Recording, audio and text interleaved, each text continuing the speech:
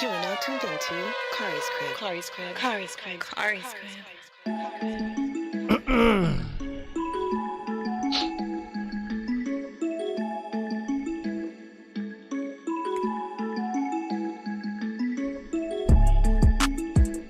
What's good and Tim pretty people? My name is Khary. This is my crib.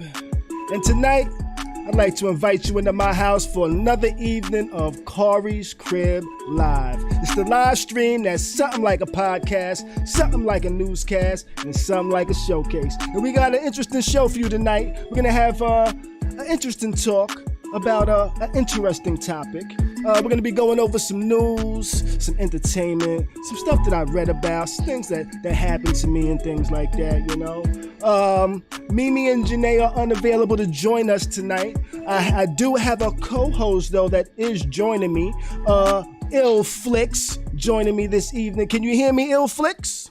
Absolutely, sir. What's happening? What's happening? What's going on, man? What's going on, man? I appreciate you being able to join me at last minute's notice. We actually got connected by a mutual friend of ours that I respect her opinion a lot. So I'm glad that she was able to connect us because I trust that you have a good head on your shoulders and will have good opinions, you know, because we haven't really spoken very much, but the little bit that we have spoken, I feel like, it's on point, you know. I think it's going to be a good conversation this evening. You know? Absolutely. If you're unfamiliar, this is the live stream. That's something like a newscast, something like a podcast, something like a showcase. Though tonight I was going to have a dope poet come through the crib this evening and bless us with some dope poetry, as well as give us some insight. But she unfortunately had to cancel, so we are going to reschedule that. So unfortunately, I don't have anybody to showcase for you this evening. But maybe I might kick a rap or two later. Who knows? You know, I might throw the beatbox on or something like that. I don't know. You know. But how was your weekend? It was a Labor Day weekend. It was a long weekend. How was your weekend? Yo, it was cool. I really didn't experience the whole Labor Day thing like we normally do. I guess, you know, the COVID dynamic has changed all of our lives, you know, maybe indefinitely. That's a fact. That's a fact. But, you know, I still see people, you know, throwing it on. I see some girls out here with the Juve joints on and all of that, you know, but, you know, it's just regular right now. It's regular, like we don't get to experience the whole. And then normally Labor Day, you know, the parkway is shut down, blocks is cut off, there's hundreds of people in the street. I didn't have none of that energy was out here. Okay, you know, New York is definitely different right now. Okay, all right. Yeah. I was about to say, and you're from New York. I'm currently in Tampa right now. You know, I'm from New York, but I've been down in Tampa for a while. I want to give a shout out to all of my house guests that have joined the chat this evening. What's up? How are y'all doing? I'm glad y'all checking through, sliding through. Danny, what's up? Mike, what's up? Anel, what's up? Adorsha, what's up? Oliver, what's Goodington? Whatever I want to say podcast, what's popping? Danny says she was by her parents, you know. I didn't really do too much. As some of y'all can see, if y'all did join me on Friday, I have on the sunglasses tonight. Again, because my eye is still a little messed up. You know, I got a little eye infection. I went to the doctor on Thursday. They gave me some gel or something to put in my eye. I've been putting it in there. I called them up yesterday like, yo, I don't really see much of an improvement. And the nurse said, you know what, I'm going to call the practitioner and I'm going to see if they might be able to prescribe you something a little bit different, you know? So she called me back like 2 hours later and she said, yeah, I spoke with the doctor. She said, follow the instructions for the full 7 days. If you don't have no changes or if it persists, go see your eye doctor. We got your money already. We don't care about you. That's pretty much what they said to me. They took my $100 copay, got me kind of tight, you know, because that was a $100 copay that they just straight jacked for me with I'm not sure if they gave me a very good diagnosis or not, you know. They might have jerked me with that. So it's always best to go see or get multiple opinions. Don't just take anybody's opinion as law. Yeah, that's right. So if this isn't feeling better by Thursday, I'm probably going to go see my eye doctor and be like, yo, I need a little help here, you know? Yeah. Hey, Graceland, we appreciate the like over there. And Danny, I appreciate the well wishes on the speedy recovery of my eye.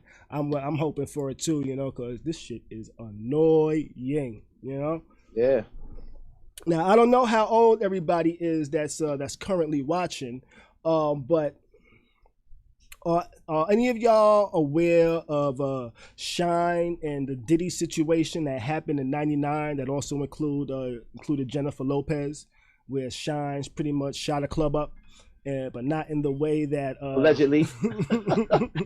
not in the way that most of us would have preferred it, you know. But he kind of went into detail with Fat Joe on what kind of happened that night, what went down, and things like that. And long story short, he kind of said, "Yo, Diddy and his team pretty much shitted on me in court. You know, they pretty much was like Diddy didn't do it, so it had to be him. You know." And Shine pretty much said at some point Diddy eventually came to him and was like, "Yo, that was fucked up. What happened? You know, I apologize. I was under a lot of pressure, this and that. You know, so." But afterwards. Yeah, afterwards. After he got out. After he got out of jail. You know? Yeah. Not while he was in there. After he got out of jail. You know? Yeah, that's crazy. And it was funny, Jennifer Lopez was with that hood shit at one point, you know? Uh-huh. But not anymore, you know, because now she's fucking with Alex Rodriguez. And this is the story I read not too long ago that I just became familiar with, that I did not know what was going on. So the story says Jennifer Lopez and Alex Rodriguez have not seen the dry ink on the deal that makes Steve Cohen the primary owner of the Mets. So it seems like Steve Cohen is trying to buy the Mets, but the deal isn't finalized. So they refuse to surrender in their new desire to purchase the club, even at the 11th hour. So it looks like there's a deal in the works for the Mets to be sold, but Alex Rodriguez and Jennifer Lopez, they want the Mets. They want to own them. So they try and throw some bids in there late in the process, trying to slow things down, throw a whole knot in the whole rope there and say, yo, we want this team, which is, that's some baller shit right there, buying a baseball team. You know, so I got to give it to them on that. She went from nice Diddy little bag to Alex Rodriguez, and now they talking about buying a damn baseball team. They bossing up. But you know who else is bossing up? Dr. Dre's future ex-wife. Yeah, she's definitely bossing up now. I did see some details on why she needs She said she needs $2 million a month. $2 million a month. And I saw some of the details on the breakdown. TMZ. Yeah. The thing that had me on that whole breakdown was she said she needs $135,000 a month to give away, to donate. She said, "Yeah, I need you to give me $135K to donate, to give away to somebody." Yeah. I was like, yo. I'm not, that's wild. That's wild. But as well as her, Tyler Perry is trying to stunt on them now.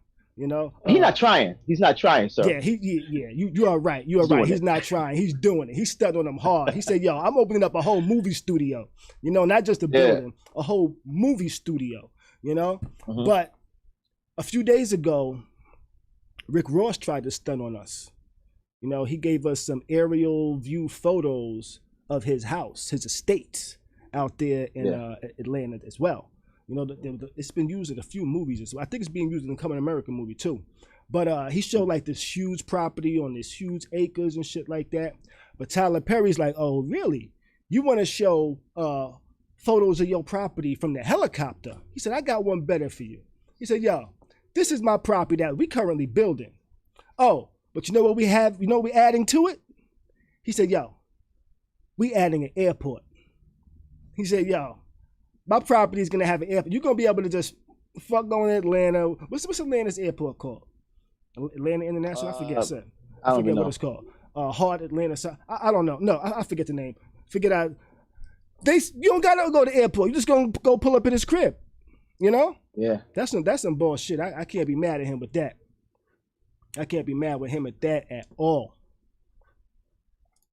So let me see what else we got over here.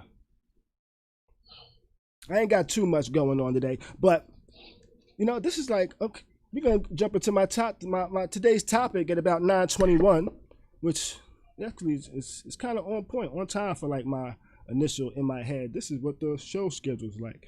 But you know what? I had a busy day actually, and see, I gotta update this image right here because that image ain't proper. My fault. I got this. I got a screen over here. I be trying to act like I'm a real show and shit like that, so try to make shit look fancy and things like that. It's a real show. People are watching it. It's a real show. I wanted to get like I meant to do the show graphic today. You know what? I'll tell you what my show graphic was gonna be once I pull this up. All right, so Gotcha. let's get ready to jump into this. I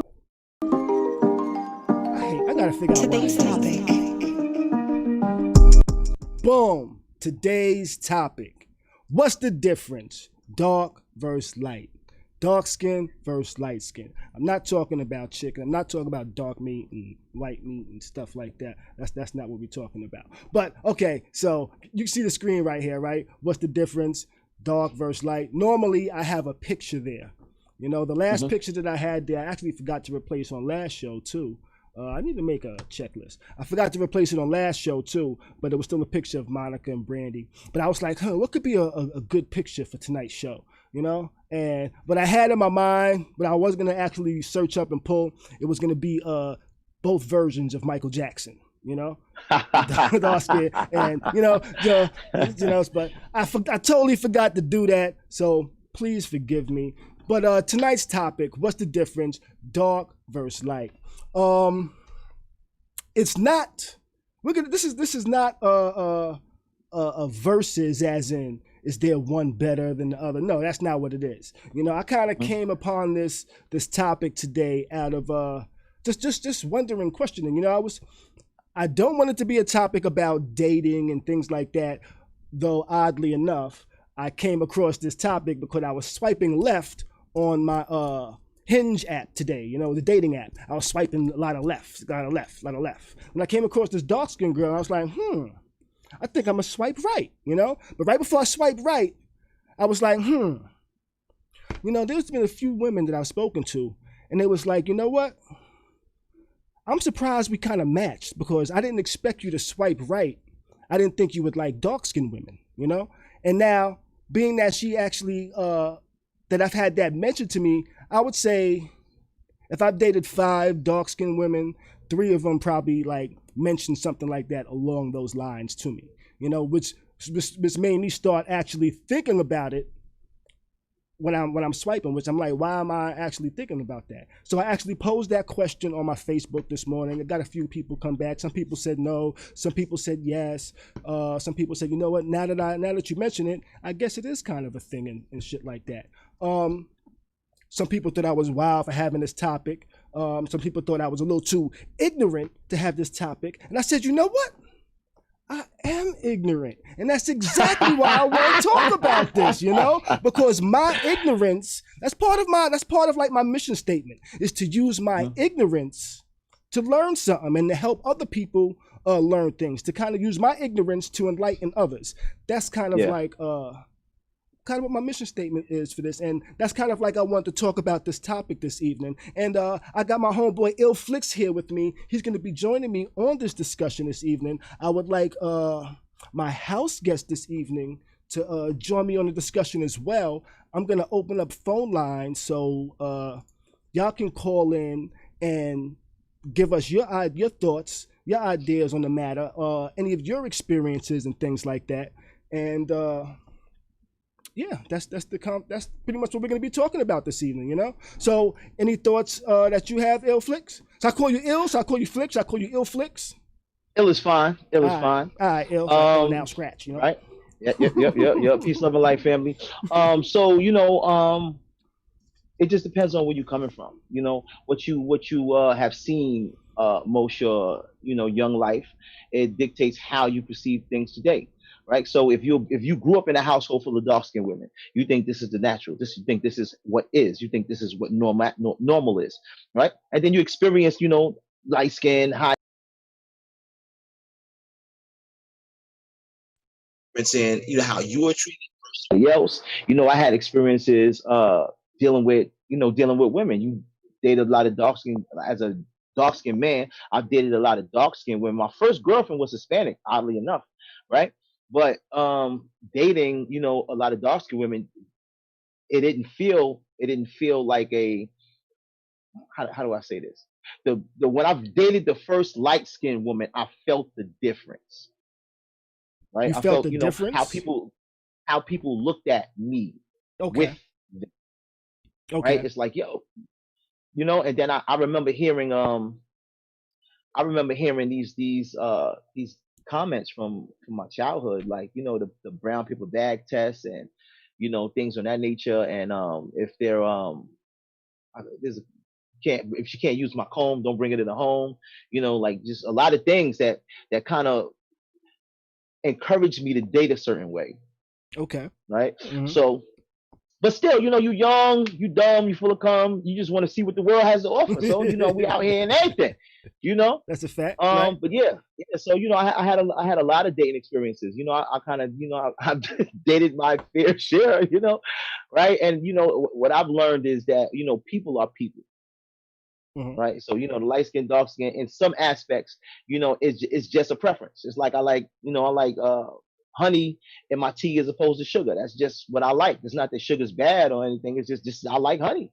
Right. That's all it is. Now, do you But think eh, people have a right to feel offended if people have preferences? well, everybody has the right to feel how they want to feel, right? Regardless of the topic, True. regardless of the subject, True everybody indeed. is entitled to their personal emotions and feelings. You got that, but you don't get to override somebody else's, right? You don't get Hmm. to force your beliefs and your thoughts on the other people. You don't get to do that, Right. right?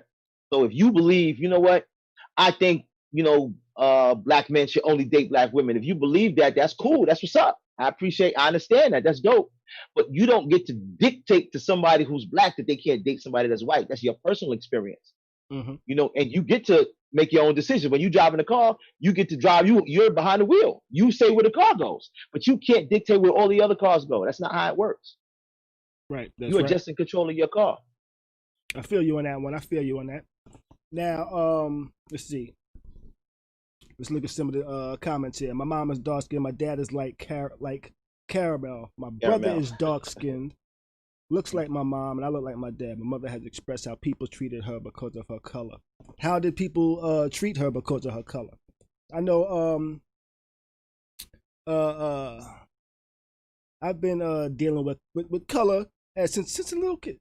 In silly ways too. In silly ways. Me and my cousin used to fight over who was Rocky and who was Apollo Creed. Like, Wow. he would be Rocky. He was darker than me. He would be Rocky, and I'd be like, but I'm lighter. I should be. And so, but yeah, it's weird. That totally has no bearing on that, but it's just kind of funny how I just thought It back does, to, but like, it does. I you get it. know, I get it. like I'd never really looked at myself as having a preference. I actually went and actually looked through some of my ex-girlfriends and just Mhm. kind of just like, do I seem like I have a preference? And me looking, I don't seem like I have a preference. I see light skinned women, I see dark skinned women. It, unintentionally, it seems like they alternate though. It seems like I Okay, dated I dark get skinned that. women, light skinned women. I don't do that intentionally. It just so happens that's who I meet, but it just kind of goes that way. But I don't think I have a preference for it, and I didn't even realize that people have a perception that that light skinned men don't like dark skinned women until I was asked the question a couple of times, and I didn't really Mm. think people looked at the world with that type of outlook. Like, Yeah. he might not like me because I'm dark skinned. I never really even thought about, oh, they might not like me because I'm light skinned. Yeah, And I get that, it. but I've realized that people do have these preferences and things like that, and it made me start questioning: is there preferential treatment of versus light skin and dark skin with, like, people like the police when interacting with the police? Do they view us differently? You know, white cops, do they view light skinned people differently than dark skinned people? You know, Yeah. have cops treated me a little more fairly because I was light skinned versus a person that was dark skinned? I don't know. I'm not really sure how I could judge. Cops treated me like assholes in any regard. I feel a lot of, not all the time, but a lot of the time. Yeah. So I'm not sure if there is a thing like that, you know, or do cops just see, that's a nigga, so it don't matter. Light nigga, dark nigga, that nigga just nigga, you know. No, I don't know. think it is a difference. I think like if we're talking about light skin, like mulatto light skin, right? Like passable is what they call it. You know, they can pass as, you know, Caucasian, they can pass as European. Okay. You know, you don't have the same experiences as somebody who looks African, like dark skin, big nose, you don't, big lips, you don't have the Right. same experiences, Right. right? Though you may have the same lineage, you may have the same DNA, you may have the same mother and father, right? But if you don't have the same skin complexion, you will not have the same experiences. You know, like I'm a dark skinned dude. I grew up in the hood. You know, I had a lot of bad experiences with police. That's because I was out there doing stuff, right? But that's not about we're not talking about that tonight, right? But we're just talking about the way that they treated me, you know. And I can't say that I had I had this horrific treatment because I was dark skinned. It was like, nah, it's because I was in the street. I was playing in the street. You play in the street, you get hit. That's what happens. Right. So, okay. but that's just my personal experiences. But what I will say is in the workplaces, right? As far as women are concerned, I have seen preferential treatment towards lighter skinned women. I have seen that. Like when you go into certain offices, all of the secretaries are always light skinned, long hair, and attractive, all of the time. Right. And if there's a dark skinned woman in there, she has like weave and wigs and shit in her hair. It's not like natural, curly, kinky. It's not that. It's not ethnic. It looks Europeanized. Okay. Right. And some, you know, and then I've had I did a film called Natural or Nah, right? And a lot of conversations came up about you know, women explaining about how they're, you know, how they had to assimilate to get inside the workplace, right? Like one sister was telling me she had dreads, and they, you know, they told her that, you know, she qualified for the job, but her appearance wasn't, what's the word she used? It wasn't damn. I can't remember the word she used. Well, it wasn't satisfactory. I'm just gonna substitute the word. That wasn't the word she used, but and I just remember hearing that and was like, yo, that shit it's wild ballsy that they could tell you that shit to your face. Like that shit is wild. Right. But it's real and I respect it. You know, and she's not the only person that has had that experience, and this is just from a place of employment. Like you go there to look for a job, and they're looking for representation of their company, and that's something that we got to take into consideration. You know, as like I run a business, and they're just like, if you come to work for me, I want you to look a certain way. I'm not gonna say you got to look light skinned, like, you know, I'm not saying that, but you can't come in here, you know, reeking of marijuana. You can't come in here, you know, talking crazy, cursing at the clients. You just can't. I don't want that to represent my company. Right. So I can understand how some people have a bias towards a dark skin, or they have a bias towards a light skin, and they don't want that to represent their company. I can understand that as a company owner. There are certain things that I just don't want associated with my business or the name. Okay. Which now, which your statement right there makes me kind of wonder, did I get preferential treatment at some jobs I've worked at? Not only because I think I got preferential treatment because I was good at what I do, but also now I'm also thinking, did I also get preferential treatment because I'm light skinned? I don't know. If I was a darker skinned man, would they have tried to be a little more strict with me? Because like how I'm dressed now, minus the button up to the top of my neck, is how I would actually go into the office. You know, I would go into the office like I'm just going out. You know what I'm saying? Like I'm just going out chilling. I'm not really like the khaki and all of that. Like I'm not I dress neatly, but I don't dress like the corporate people. You know? I get that. So it's kind of like I have my own little vibe and shit like that. But now, mentioning that, I'm wondering, did they give me this leeway because I was a light skinned man? I was one of the few black people at the companies, so I'm not sure. You know, if did my light skinnedness, did I say that right, have anything to do with Close it? enough. Yeah. Yo, so the reality of it is we would never know. right? This is the Right. only experience that we're gonna have in this vessel. So cool. This is what the experience is. And I try not to get caught up in the light skin, dark skin, short skin, short versus tall. Yeah, it is just like a divisiveness, right? At the end of the day, it's there are more things that we align with each other with than that separates us, right? But we get caught up in the trick bag, like yo, she's lighter or she's darker, or he's darker, he's lighter, he's taller than me, some people say that taller people are more attractive, universally, and it's a whole bunch of all of that shit breaks down to preference, right? I like peanut butter and jelly, or I like peanut butter and banana on my sandwich. That's just what I like, and I'm entitled to like that, right? But yep. So now we got because then it gets tricky because then there are laws that say you can't only want one thing, especially if you got a business and you're employing people. You right. can't have what you want. You have to have what's equally available. You have to be an equal opportunity employer, right? And now, I don't know how I feel about that. As a person looking for employment, I want to be considered. But as a person offering employment, I would like my considerations to matter, right? Now, this is what I want. I don't give a fuck who coming for the job.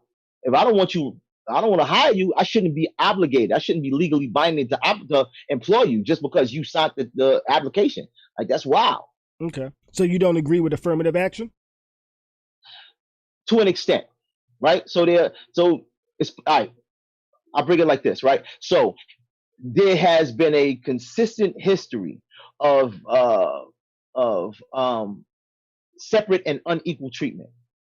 So because of that, they had to balance it with what they've called I forget the term, you just mentioned it, right? They have to balance out that dynamic. Cool, no problem. I understand. But if I don't have a history of choosing not to employ Africans or African Americans or blacks or whatever you choose to call them, because I don't have that on my history, you shouldn't be able to dictate who I do and do not hire, right? But I'm a black person, so it's different. I'm not going to not hire black people. Like, that shit is crazy. Well, some people do that, right? But that's a whole nother conversation, right? What I'm saying is that no, I believe that if I choose to hire, let's say like you come to my job, so you come to my place of employment and you're looking for a job. I'm like, all right, cool, yo, what's going on? Tell me about yourself. And then if you show up and you smoking weed, I already checked you out the list. But I'm going to continue the interview to see how you present yourself, to see if there's something that I can help you out with. But because I already know that, like, nah, I'm not going to hire you. The problem is people have that bias towards skin color. Okay. Right. So and now, would it be a thing like you say, okay, I'm only gonna hire black people, but I'm only gonna hire dark skinned black people. That's a choice. That's a choice. It's like, I want my business to look black, not blackity black. Yeah, I don't want there to be no milk in my coffee. It's a choice, man. It's a choice and it's a preference, and I understand it, right? And as it's a double-edged sword, because when I was looking for employment, I understood it. It was like, nah, we need affirmative action. We need that because we've been disenfranchised, we've been discriminated against. We need an equal opportunity. There's too many white businesses and just there's too much milk in the minority business. Right. Exactly. Now I'm on the other side of that. It's a little crazy, but go ahead. I was gonna say, let me look at what some of my house guests are saying over here in the chat. Sudi Ban, I think that said that correctly. Sudi Ban 49 said, I'm glad I grew up in a house and a family where colorism wasn't a thing. We're all different shades. We, however, had real conversations about how the world might receive you based on your appearance. In my household, we was a lot of different shades too. And we never really, my mother was kind of, made sure to reinforce. She was like, I don't care how light skinned you are, you black. Because I remember being young and being confused, I remember being confused about being black. I was like, because because as a little kid, I'm comparing the word black, the race black to the color black, And I'm like, I'm looking at this box of crayons and I see this black crayon. I don't look like this black crayon. I didn't understand the concept of race, but it took me a while to understand that. And I forget what my point was, but Nah, you grew up in a house where with different shades of. but my mother just kind of like, she was like, yeah, all of that black, brown, yellow, that shit don't matter. You know, she was like, you're a black man. It don't matter how light skinned you are, you're a black man. You know, and so we didn't really discuss colorism very much in the crib. We didn't discuss, oh, you're going to be treated differently because you're light skinned, or you're going to be treated differently because you're dark skinned. She was just like, you know what? You got to be 10 times better than anybody else at whatever the hell you do. And that's pretty much what she taught me. So she didn't really teach us about colorism very much. And my mother is actually lighter than me, you know, so. But my grandfather's dark. You know, both my grandfathers are dark. My father's dark, and we had a lot of different shades. Danny said when she was working at Target, a Karen came through and told her that she was pretty for a black girl. Her parents were pissed. Yeah, I would understand that. You know, I would understand that. That's layered, man. But some people just don't realize how ignorant they are when they say shit like that, right? Because they may honestly believe they're giving you a compliment, and it's a compliment based on their understanding of colorism, of socialism. It's their understanding, right? So to them, like, nah, because I've seen a lot of this is their logic, you know. Yeah, I've seen a lot of dark-skinned girls, but you look pretty compared to the rest of the ones I've seen. That may be true. And you know, ironically, I was on the phone right before I got on the Zoom, and I was talking to a friend of mine, and I was telling her about the topic or whatever, and she was like, it's constructed this way. And then she gave me the movie Coming to America, and she was like, yo, that's why they made the one sister light skin and one sister dark skin, so you can have and they make you choose the light skin one, but somebody wrote the script. And I was like, you're right, but to be fair, Lisa looked better than her sister. Like, no, if she was light skin, dark skin, pink, purple, blue, black, it don't matter. She looked better. So sorry, I actually questioned. I questioned myself earlier, you know, because I had a talk with a few people about this topic today, and then I questioned myself. So I asked myself the hypothetical question that if I met two identical twins, but they were identical in every way except one was light skinned and one was dark skinned, which one would I choose? And I was like, damn. And then actually colorism came into play there, I think, you know, because in my mind, I said to myself, you know what?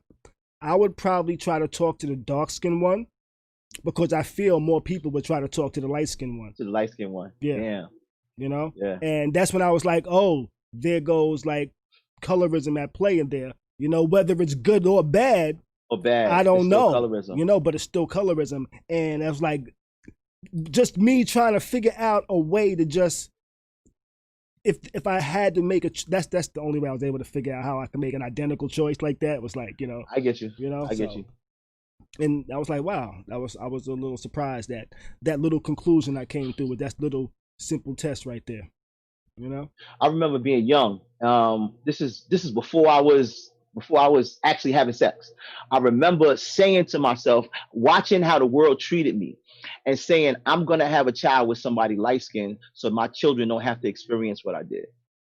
I remember having that thought. This was before I was actually having sex.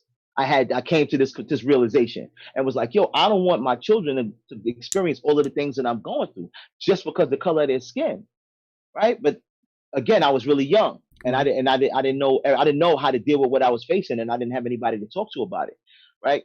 And then, you know, as you get older, you get around more people, and then you start to hear. The first thing you hear is you're not alone. This is it's an unfortunate, consistent thing in the world, right? And there are ways to deal with it.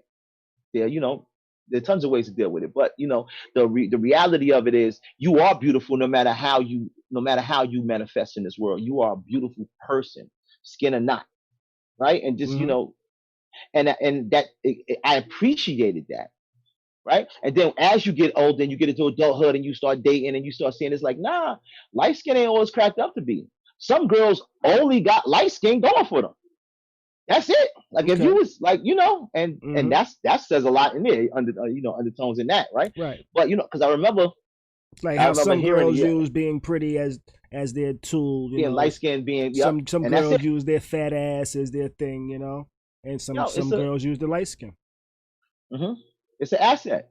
It's what you, it's what you can put it on a resume, I guess. And today, 2020, Mm. you know, I Depending on got the circle, I guess. Depending my on the church circle, wax. Yeah, you know. depending on the job. Yeah, yeah. Yeah, definitely. It's it's unfortunate though. It's unfortunate that we still in 2020 we still dealing with a lot of this, right? But it just speaks to the delayed growth of our socialism. Right. We still where we are. Let's see what we got in the chat over here. Mike says, "What about not color but personality?" Oliver says, "Is white light skin?" No, white is not light. I'm light Nah, skin. it's white. That's white. White is white. Light Yeah. skin is different complexions of black people. Annelle wants to know why her sister doesn't understand why she's so attracted to light skinned men. I don't understand either, sis. You got to explain it. Yeah, call in and explain it. Yeah, call in. Walk us through that one. Word. But I remember there was a time where I was attracted to light skinned women. Beyonce was lit to me, and then over time it was like, nah. Like when Destiny Child was Destiny Child, I had a thing for the short dark skinned girl. I forgot what her name was. But like she was spunky, she would smile beautifully, her body was bananas, and she was pretty as shit. And I wasn't caught up in the light skin dark skin thing. She's just bad. Yeah, right. Yeah. Was it Michelle? Not Michelle. Not Michelle. Sure, that's the first girl they gave the boot. I forget what her name was. Okay. Yeah, I don't remember her name neither. I don't think most exactly. People remember her yeah. Name. I don't think most people remember her name. She but was if she tuning in, yeah, you girl. She was in the first video, and then after that, she was super thick. They got rid of it. They saw that competition. Yeah, I don't really have a preference when it comes to women. I don't have a preference. I like a pretty face, a nice smile, and a soft booty. Smart mind, and that's about it, really. That's a preference, though. But there's no like complexion preference. There's no preference. Right. There's no. I prefer a black woman, and I don't have no preference on her complexion. I just like a pretty woman with a nice smile and a soft booty. And intelligence, Intelligence, that rounds it off. Yeah, that rounds it off. I used to pursue. Danny says the same. Yeah, same. Yeah, I would pursue thick women. That was my thing. I like thick women, very developed, attractive, that was my thing. And then I dated this one sister who wasn't. And I was mesmerized. It was like, yo, like you're dope for so many reasons other than what I would have thought. Right. And then we ended up, and I think we was together for like 4 years or something.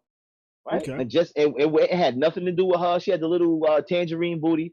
Right. But she was dope. Yeah, I feel you on that. I'm looking at some of the comments here. We have Oliver says, but it does seem light skin is more privileged. And it seems like we have people in here agreeing as well, Yo, so that comes from that. So we can take that as far back to slavery. House nigga versus field nigga. Light skinned niggas was in the house, dark skinned niggas was in the field. Longer you work in the field, the darker your skin get. The more you work in the house, the lighter your skin get. So there was a caste created in that process. And from that dynamic, you get a lot of people in the field feel they gotta work harder than these light skinned motherfuckers, and they got it easy. So then you build animosity. And you don't even know them. Or you may know them, but then you're basing your relationship with them off of how somebody else is treating them. And that shit is wild. Like that's not even you're not even basing it on your actual relationship. That's right. That's like third party hearsay. Like that shit is wild. But it has caused nice the divisiveness. I'm not going to be nice to her. Exactly, and this is why we look at each other suspect. Like in junior high school, I remember them wanting to beat up the girl because she was light skinned and her hair was long. I remember that shit. And that was the reason they wanted to beat her up. That was it. Because she thinks she's cute. She never said that. This was the girl's opinion of her thinking she was cute. And I was like, yeah, that shit is bugged out, son. Yeah. There's still I guess that perception that I think there might be a perception that I guess maybe that's why that term exists, huh? Oh, you acting light skinned because that term pretty Exactly. much means that you think you're better than people or something like that. Hmm. So Yeah. yeah, I guess that the audio. Ideology. There you go. I And got you. I had a Porky Pig moment there. I guess that still exists a Or little bit, you know. But it I don't. does. It shouldn't. It shouldn't. Yeah. But a lot of things shouldn't be at all. Right. And I think every day we exist, every day we above ground, every day we interacting and we growing and we learning is a day to change that. Like we Mm-hmm. get to dictate what the narrative is. Like there's a phrase that I hear often, we are our ancestors' wildest dreams, right? Realize. And I get that. Like, who would have thought, 200, 300, 400 years ago that we'd be right here talking to each other across what, 3,000 miles on this telephone face to Right. face? Like, you Right. get what I mean? Like, this is groundbreaking. Not today in 2020 because we were doing this shit last year too. But Right. what I'm saying is, compared to 300, 400 years ago, this shit was unimaginable. Right. So now same thing Because with the dynamics. Go ahead. the perception is that we're on the same playing field, you know, Mhm. as what our oppressors are. The perception is, so that's why that would be but kind of I agree with you on that we are living their wildest dreams, even though we're Mhm. not on the same playing field. Yeah, It yeah, looks yeah, like yeah. we are. It feels like Right. you could get lost in that. Yeah, yeah. Right. That's why I wanted We to was stress that perception part. yeah. Yo, so me and my lady was watching Hidden Colors 4 earlier today, Okay, I right? And haven't just seen that. going through the same. You got to check it out when you get a chance. Okay. I endorse the whole Hidden Color series. It's information. $10 a pop, wherever you get it from, $20 a pop, whatever it costs. Support the cause. It take money to make movies. But there's a lot of information in that, and they were talking about how they play light skinned people versus dark skinned people, right? And it's not just a preference. This is an intentional dynamic, right? To Mm-hmm. keep people separated. If I can keep you fighting against each other, you'll never merge and unify and then fight against your real enemy. Right. Right. So as long Right. as I keep y'all fighting over red flag, blue flag, light skin, dark skin, short, tall, Lakers, Nets, I can keep y'all fighting over shit that don't really matter. True. True. Like I really see the whole colorism a whole lot in Hollywood. You Oh, know. absolutely. You know. And I did have a thought today. I was like, you know what? Does colorism exist for male actors like it does for female? Hmm. Huh. Cause I don't know too many That's a good question. light skin actors, or maybe just this is like is it what's the term for like a is it colorist for like a colorism racist, It's a colorist. Yeah, yeah. It's a colorist, colorist. cause Yeah. that just sounds weird. I'm thinking of like somebody coloring your hair or something like that. Because I'm just thinking like I was just gonna say a silly remark that maybe it's just that light skinned actors aren't very good. That was just I was trying to think of like the good light skinned actors, and I'm like, Yeah. like There's Terence also Howard, that. and that was Terrence also Howard. that was one of my questions too earlier. Yeah. Just mentioning Terence Howard made me think of this. It was what I guess it might be the brown paper bag, the paper bag test, huh? What Hmm. constitutes light skin versus dark skin? When do you become dark skin?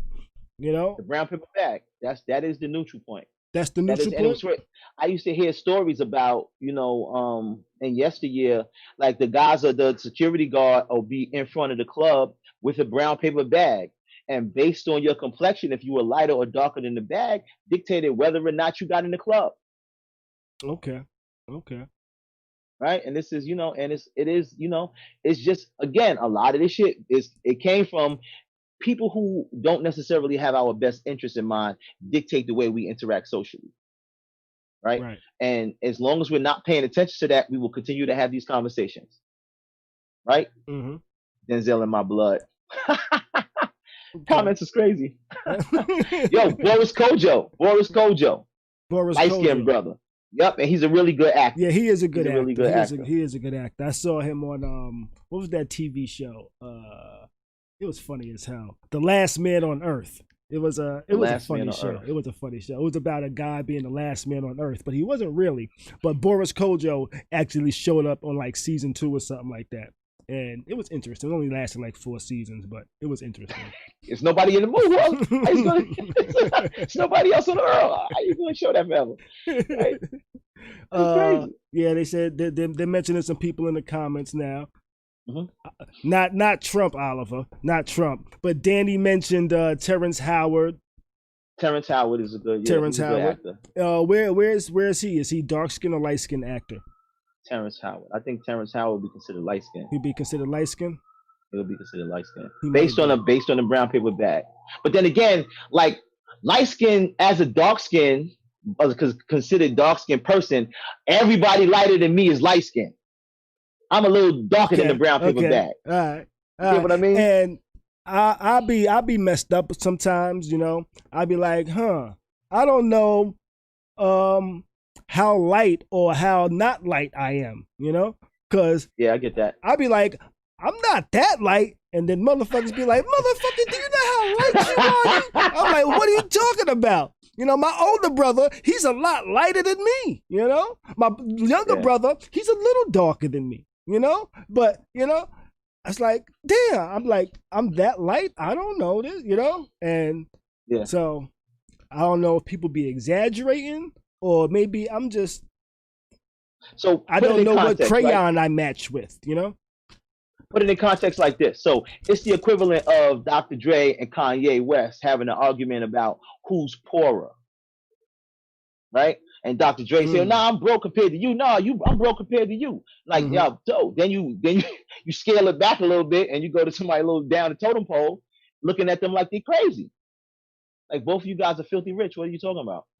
Right? Same dynamic. You know, as a lighter skinned person, you can look at somebody lighter skinned and be like, well, you're not light, or you are light, I'm lighter than you. Can have that dynamic. But as a dark skinned person, it's like, yo, all of y'all are yellow. What are you talking about?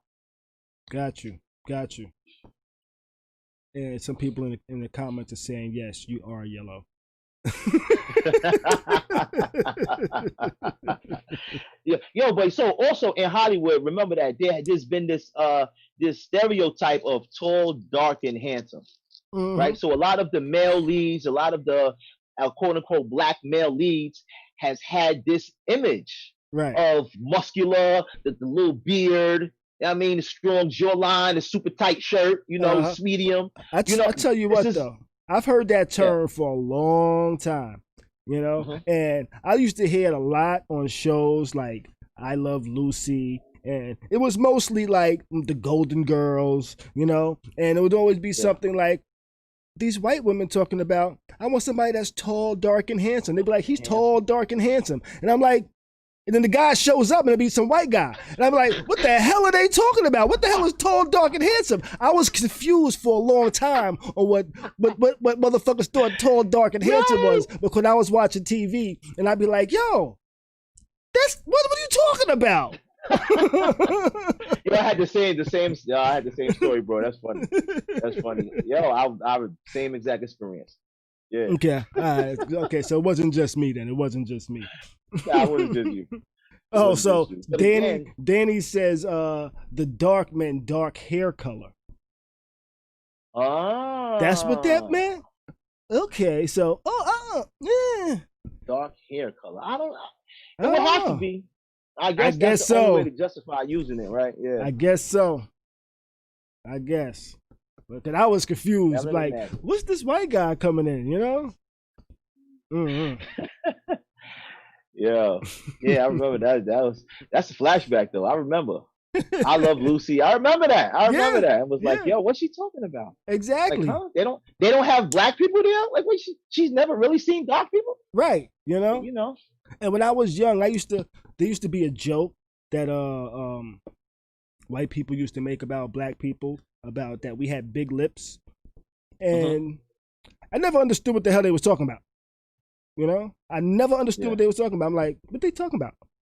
What they talking about? You know, and then until I saw Mick Jagger in a movie with Emilio Estevez, and then I was like, oh, I get it now. I get it now. Because Mick Jagger got really full lips, Yeah. and everybody else in the movie Got the little thin joints. didn't. Yeah. Let's take a call real quick from area code 210. Okay. I'm not sure how that had to deal with colorism, but no. Area code 210. What's going on? You're live with Khary's crib. What's your name? Where you calling from? What up, y'all? It's Danny. Hey, Danny, how you Hey, doing? peace. Hello. How you feeling? Just watching y'all. What's your thoughts on the topic this evening? I've really been trying to think of because I think when you're on the light skinned, I guess you would say, spectrum, you wouldn't know what privileges you get sometimes. And I can't Okay. really recall to a time where I got ahead or got, something special for being light skinned, but I'm not oblivious. Like, I know it's happened, but I can't just think of nothing Right, you pinpoint can't. in my mind that I can call back to. Right, I can't neither. I have to assume at times. I can't pinpoint Right. anything specifically that says, you know what, I got ahead or I got this because I was light skinned. I can't recall. Maybe like my dealings with white people, like how, white people, they don't like all of us, but they tend to treat the light skinned ones a little different than they do the dark skinned ones. Yeah. Right, maybe, perhaps. Yeah, I'm just thinking back to interactions I've had with the police, and I had one interaction over 10 years ago where I got pulled over for a suspended license. This was right after I left the concealed weapons class.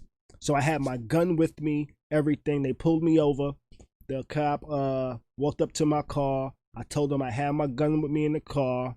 He put it on the roof of the car, asked for my license and shit.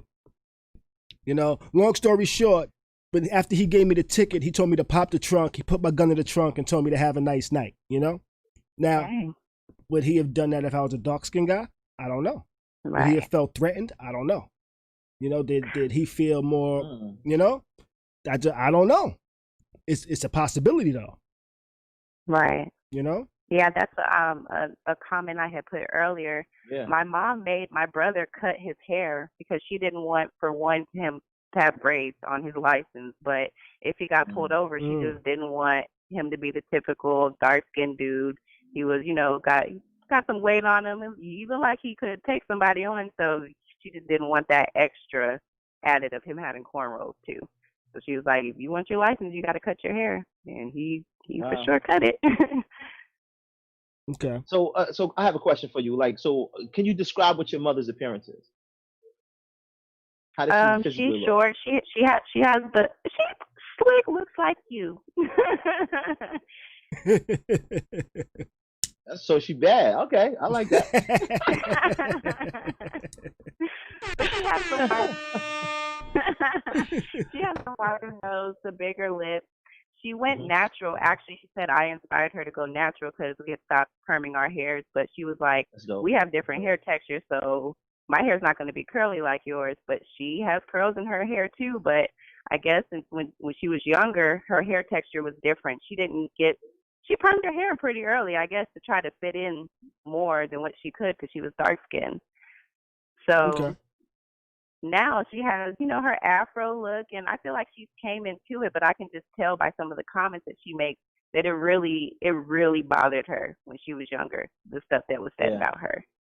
Okay. And okay. it's sad. I think- It's sad. And I don't know, I don't think that plays a part in me liking like dark skinned people. Like some dark skinned people are cute. Like some light skinned people are cute. I like everybody. So it's not I'm more aware because my mom is dark skinned. It's like, no, I'm genuinely attracted to dark skinned people. Okay. All As you should be. As you should be. But y'all, you made a good point, Khary, when you said about the or I don't know if it was Flicks or Khary, but the dark skinned actors, the guys, I don't think that they were discriminated against.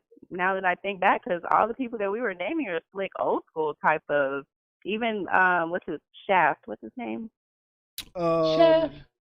Samuel L. Jackson. Not Like all Ron these O'Neal. What's his name? I can't think of his dudes name. are dark skinned and old. Ron O'Neal. And I was don't think they super fly. had He was issues. light-skinned. Huh? Well, I was trying to think of his name. Original Shaft guy. Oh yeah. But she was talking about Samuel L. Jackson. But Yeah. to be fair, he got into the game late in his career. Like he started in acting at I think 45 or 50 or something like that. That's when he came in. Miss Brown says Richard Roundtree as well as Gary Johnson. Richard Roundtree was the original Shaft. He was the original Shaft. Oh, the original Shaft. Yeah. Okay. Yeah, which was I believe the 70s, or was that? Oh late damn! 60s? I did just recall back to like the most. I'm 30, so that's why my mind took me to Samuel. Yeah, this Gotcha, was. gotcha. I'm gonna pull up a picture real quick of Richard Roundtree back in like 71. Let me pop this up on the screen. And I can't think quick. a lot of female actresses that are dark skinned, like Viola Davis, Alfre Wilford, Oprah, but she is not an actress. I can't think of a lot. No, of she was. That's how dark-skinned she got her started. That's Richard started Roundtree in 1973. You know? Yeah. Who was the other actors in that around that time? Sidney Poitier. Oh, Sidney Poitier. That's the original Chef. Harry Belafonte. Harry Belafonte. Harry Belafonte would be is light skinned. I think he would be considered light skinned, right? So I guess there always has been at least one male light skinned actor amongst the dark skinned actors. Yeah. You know? Is that is that how Hollywood goes now? They play towards preference. So like if I create the marketplace and I know people have a preference for light skinned guys, I know people have a preference for dark skinned guys, I'm gonna offer both to my potential clients, right? Because I want all of the money. I don't just want the light skin money or just the dark skin money. I want all of the money. So I'm gonna make sure that I have a film with a light skinned guy, a film with a dark skinned guy. That way I can get everybody to come and patronize my films. Okay. True. Okay. And look at like a lot of the actors from Black Panther, they all got gigs outside of that, and a lot of them are dark skinned. I see a lot more dark skinned actors and actresses now, like Lupita, Janelle Monáe, even though she's a singer too, but she's dark skinned. So she's amazing. I think we should also factor. I think we should also factor in attractiveness, right? Because it's one thing to be dark skinned, it's another thing to be dark skinned and attractive. Like there's some actors who are very good actors. They're not so attractive, but they're very good actors, so they get the role. You get what I mean? And again, they're playing a character, and the character has a certain texture, a certain grit to it, and the look is called for, so it's a perfect fit. It's a match, right? But then when we're talking about who we're personally attracted to, that's different. Now, there's ugly light-skinned people too. You know, absolutely. There's people with bad symmetry of facial features in the wrong spots. You know, it's like, yo, your eyes are a little too close together or something like that. You know, your nose too high up, and why is it closer to your forehead than your mouth? You know, there's people like that, light skinned people like that. So there's not just funny looking dark skinned people. Let's not get that twisted. A lot of people are benefiting from these face masks nowadays. Yo, man, fooling me like, oh, she's cute, but then like, wait, pretty eyes. Is that a tooth? Is that a tooth coming through the mask? I'm not sure. That's crazy. But but I'm seeing a comment of Pam Grier in the comments. But I do think maybe Pam Grier. Ooh, so what does she classify as? Oh, see, I think she's caramel. Is she not? Okay. Like somewhere in between. UW 97. I have a bias, so I'm not gonna say anything. UW 97 has a good take here. Says there were more dark actors, I think, to fit a stereotype. You know, in that time, light-skinned men were considered pretty. They had to be certain bone structure. You know, so Perhaps And the it dark fits. skin were the thugs. Because anytime the light skinned dudes used to play thugs, they looked corny. Like, it just didn't work in the movie. It really didn't work. Like, you're not giving off no type of thug nothing. Are you talking about Wow. when they put cornrows on Shamar Moore? Yes, like shit like that. Like a whole face front of cornrows. It just did not look right on him. Oh, that's horrible. But see, now Denzel in Training Day, that was a perfect fit. Gotcha. Okay. I could So picture Shamar Moore playing him in Training Day. Can picture Terence Howard in that role? No, he almost didn't make Hustle and Flow. He almost didn't make it, but he played the country part so good that it didn't matter. Man, But he my was nigga, borderline man. on Hustle and Flow. My nigga, man. Nice. Yo, so I know a lot of in real life I know a lot of tough light skinned dudes, right? And there's a stereotype that you think somebody light skinned, you think they soft or you think they sweet. Right. Like you'll be wrong. Yeah, that's a fact. Oh no, You might be dead That's wrong. a fact. I'm speaking. That's a fact. That's right. Word. No, that's true. But I think it goes. It also plays into what our perception is of a dark skinned man and how they come across. Sometimes they're looked at as overly aggressive just because they're dark skinned. Or they're angry just because they're dark skinned. And then when you bottle all of that up and then you put it in a negative character, they play the role very well because their perception fits all of the stereotypes necessary for the character.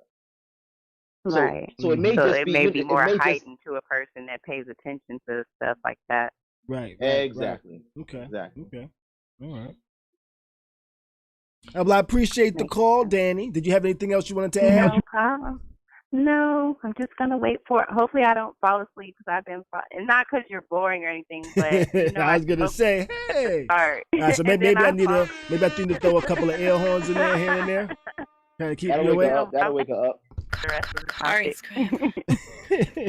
Well, I appreciate you for calling in, Danny, and I appreciate you joining us in the chat. Absolutely, I appreciate it. Follow me on Instagram, D. I got you. Ill Flicks. There we go. All right. Absolutely. All right. Well, that was Danny that called in this evening. You know, she's one of our regular house guests over here in the chat. If you want to call in, remember the numbers on the screen, 813-559-3339. Call in, let us know your opinion on the topic. Were you about to say something? Sorry, I didn't mean to cut you off. No, I was saying that's dope. Just people sharing their experience. Like not every. Sometimes we get real self-conscious, and we think that we're the only people going through this thing. We're the only people who look at things this way. So we don't share our ideas. We don't share our opinions. And platforms like this are really important. So I just want to applaud you for that. Oh, well, thank you, man. Thank you, man. I where you appreciate can have this type of dynamic and this type of dialogue. I appreciate it. Yeah, I didn't want this to be any type of actual light skin versus dark skin combative thing. I wanted to talk about just some of our experiences that we might have had and things like that. How can we overcome some of these things possibly if we can come up with any type of solutions? I'm no expert in the matter. Let's take a phone call real quick from area code 718. Area code 718. What's going on? You are live with Khary's crib. What's your name? Where you calling from? Hey, my name is Ella. I'm calling from Brooklyn, New York. What's up, Ella? How you doing this evening? I'm doing excellent. What up, L Flicks? What's good? What's your thoughts on the topic this evening? Well, I was a little late on the conversation, but I see that it says dark versus light. Earlier today, this morning, I listened to Beyonce's song "Brown Skin Girl," and it was only the second time that I heard the song. It's a dope song. And yeah, it's so beautiful. The first time I heard it, I was like, wow, I like this. And I don't really be into the new music, but I was really feeling and appreciating that song. So today I thought about it, remembered it, and I said, oh, let me send this out to my daughters and to my niece, my little cousin or whatever, just to share that song. And then I was thinking, I was like, we had a song for the men, we had a song for the brown skinned boys, because I have a handful of sons, I have 4 men in my house, and as far as boys, young men, and I was like, where's the song for the young men with the brown skin? And then I thought about myself, and I was like, oh, I wrote a song. And then I was like, and Khary wrote a song, brown skin. So I thought about a couple of things, and I was like, okay, they have some, but it wasn't any that I could think about sending to my. Yeah, it wasn't any that I could think about, because I didn't want to send that to my sons, because it's kind of romantic. So that was on my mind earlier. Okay. There's no song for the young dark skinned dark skinned boys. Or brown skin, not dark skin, but brown skin boys. Nothing I kind think that of would like be nice. Bigging them up, saying "be proud" or anything like that you can think of off the top of your head. You kind of just interpret things and shit like that, like. Yeah, and say, like, maybe when I get older. I was like, what could be a song? Like, the first song that came into my head was a Trick Daddy song. It was like, hold on, what? Shut up. Shut up. Yeah. I don't know. That was the first song that came to my head. I don't know why, but I'm like, but that's not that type of song, But no. And one of my sons, he's been really like vocal. Not so much lately. Now he just talks about his nose and how big his nose is. But he would like just not like the fact that he was dark skinned and always say things about his complexion. And, coming from me, telling him, that he's handsome and, whatever. It's just like, yeah. But he's really a handsome guy, so the closest, I guess he has to see it for himself. I think the closest song I could think of, I'm just trying to think of like a song that might be like that. But it's actually by a light-skinned rapper. Might be Crooked Smile. Where that's kind of like J. Cole saying, kind of like be you, Yeah. And that type of thing. That's the first thing that comes to mind in that realm of song. But other than that, I really can't think of too many songs off the top of my head. Yeah, this may be an opportunity for somebody to write one. Yeah. Hint, hint. Yeah. Yeah. That's what I thought about this morning. So of course it's synchronistic how I come into this conversation, and that's what y'all talking about. So okay, definitely a hint. Jeffro Money Family says "Black is Gold" by Wale. Yeah, I haven't heard that song. I'm gonna have to check that out. Okay, yeah, I'm gonna check that out too.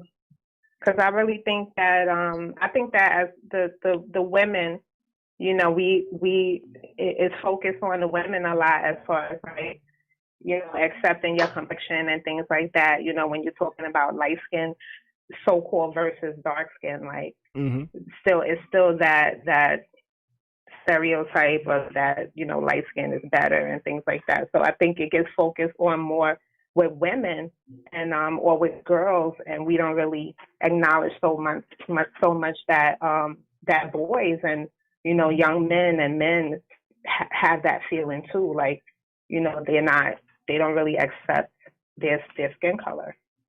Yeah. Okay. That also depends on how they're socialized, and then what they're taught attractive is. Right. So if again, like this is 2020, and the internet is a very beautiful and ugly thing at the same time. They can show you a lot and they can tear you down. Right. So you just got to be mindful of what you expose yourself to. Like, it's real. And then, so I've lived long enough to understand that attractiveness goes in phases. There was a season when light skin was winning. Then immediately after that, dark skin was winning. Then immediately after that, light skin was winning. It's not like the light skin guys haven't always been rocking. Dark skin guys haven't always been rocking. I based on my perception, it's whoever the celebrities are that are winning at the time. their look resonates throughout society.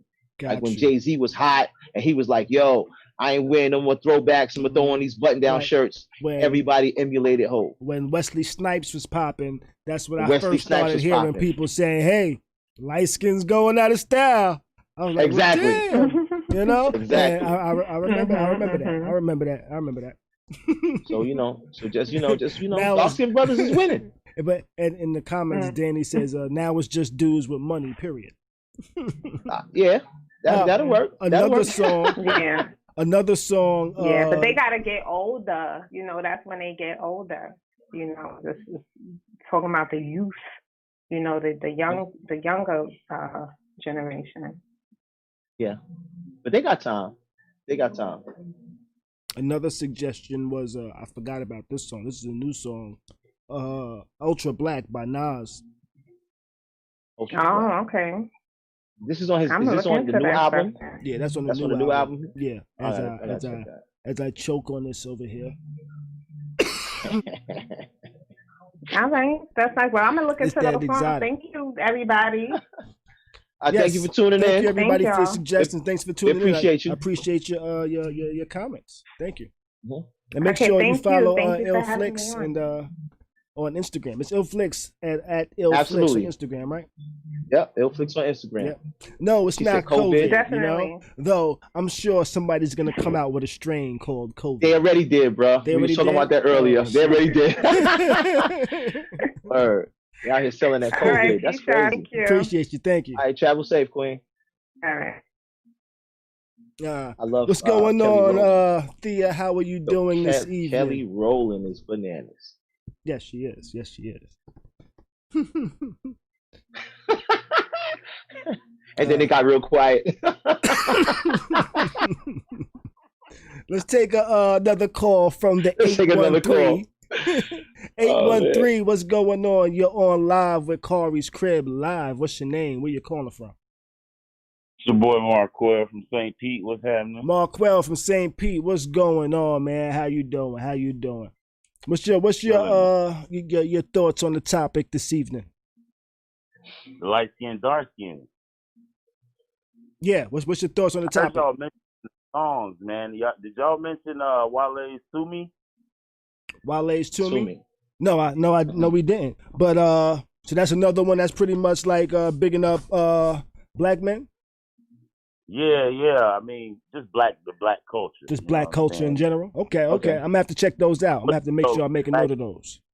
I had an issue with that, man. Like, I always felt like dark skinned men always been confident. You felt Say it again? You felt dark skinned men have always been confident versus what? Really had that issue as far as like the light skin, dark skin thing. Like, I always felt like that was more of like a women battle. You know what I'm saying? I don't really know. Okay. I see what you're getting at. Yeah. Okay. So you pretty much feel like men in general just haven't really thought about that topic very much. Dark skin, light skin. I think they think about it. I just think that it's not like as big of a deal. Like just another thing to overcome. You know what I mean? Like I think it's more of a systematic, like, issue as far as darker skinned men is concerned. Like, I don't think it's really an issue as far as confidence or believing in yourself or feeling like light skin is better than dark skin. I think that's been more of like a woman type, I mean, I don't know if that sounds, bad or not, but to me, it's just like a debate that women, usually curate as opposed to men. Like, we don't really, indulge in that, like light skin better, or, you know what I mean? Okay, all right. Some of the comments that we've had coming through as you was saying this is Cornelia says they tend to pit women against each other, and perhaps it stems from their personal feelings about their own complexion. Thea says, I love black men, period, much more than color. I love the swag. Danny says, just might be right. Let's see what came earlier. There was a few things earlier. Let's see. Gary Johnson just said dark skin is in. I feel like it's dark skin has been in since like Wesley Snipes. I feel like, or maybe that's just me, and maybe I might just be unknowingly jealous of that fact or something. I don't know. It was New Jack City, man. It was New Jack City that really started the whole debate. Oh, Wesley Snipes versus Mario Van Peebles. Oh, that was light skin versus dark skin. That's what set it off right there. It was. Yep. Never liked me, you pretty motherfucker. Exactly, right? Somebody wrote that in there, right? That underlining skin tone comparison dynamic. Somebody wrote that into the film. Ah, man, that's wild. That's wild. Yeah, Wesley put dark skinned men back in business. Were they ever necessarily out of business? I wouldn't know. Yeah. That's what I'm saying. Because like, I believe before that era, I wasn't really really in the talking to women fake game and didn't really even recognize that prior to that era and shit like that. Yeah, I don't think it was ever really an issue for dark skinned men before that. You know, I think that's like, I mean, think about it. Like, you know, it's a lot of powerful leaders. You know what I'm saying? Like, even beyond music and, you know, when you go back in history, you got a lot of powerful leaders that were dark skinned. You know. Mm-hmm. Mm-hmm. Okay. So I think there's a difference between well, what do you mean by? Let me ask first. What do you mean by leader? Like, are we talking about like a civil rights leader? Are we talking about a politician? Are we talking about a? Go back in history, you know, it's some political leaders that are like put up on that pedestal, like Martin Luther King. I mean, I don't know if he passed the brown paper bag test or not. Nah, he don't pass. Yeah. You know what I'm saying? So it's like it's certain ones that, like, you know, stood out in history that, you know, were considered dark skinned, you know, but to me, like, you know, that's been an inspiration, especially as a dark skinned man, is just seeing other dark skinned leaders, even if, you know, it wasn't what everybody or what America celebrated or what people celebrated, you know, it's just always seeing that face here and there, you know, in Black history that was dark skinned that made a huge impact. Okay.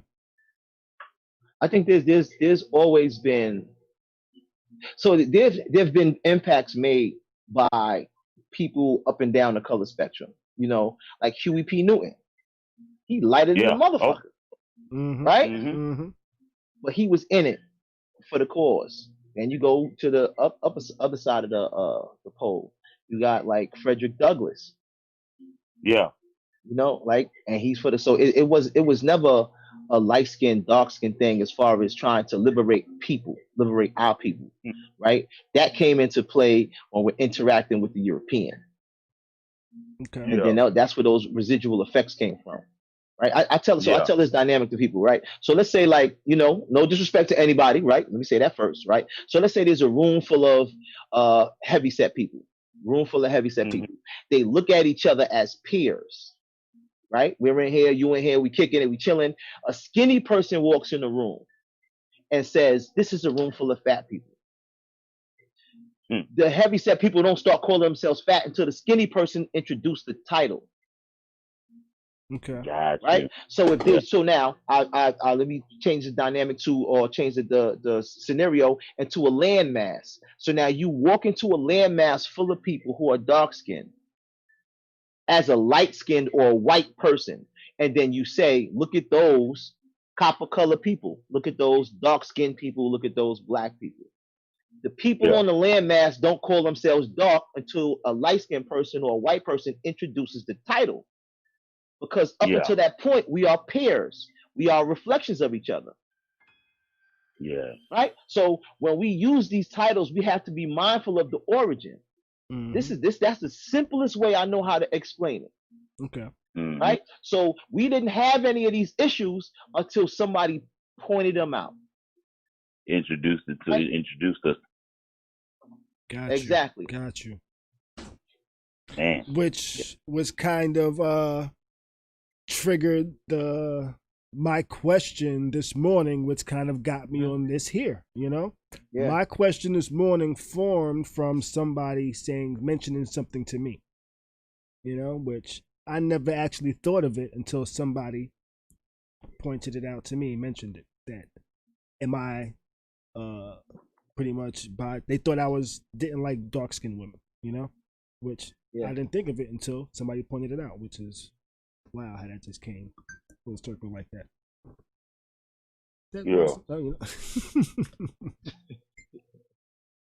Yeah, like you never know, bro.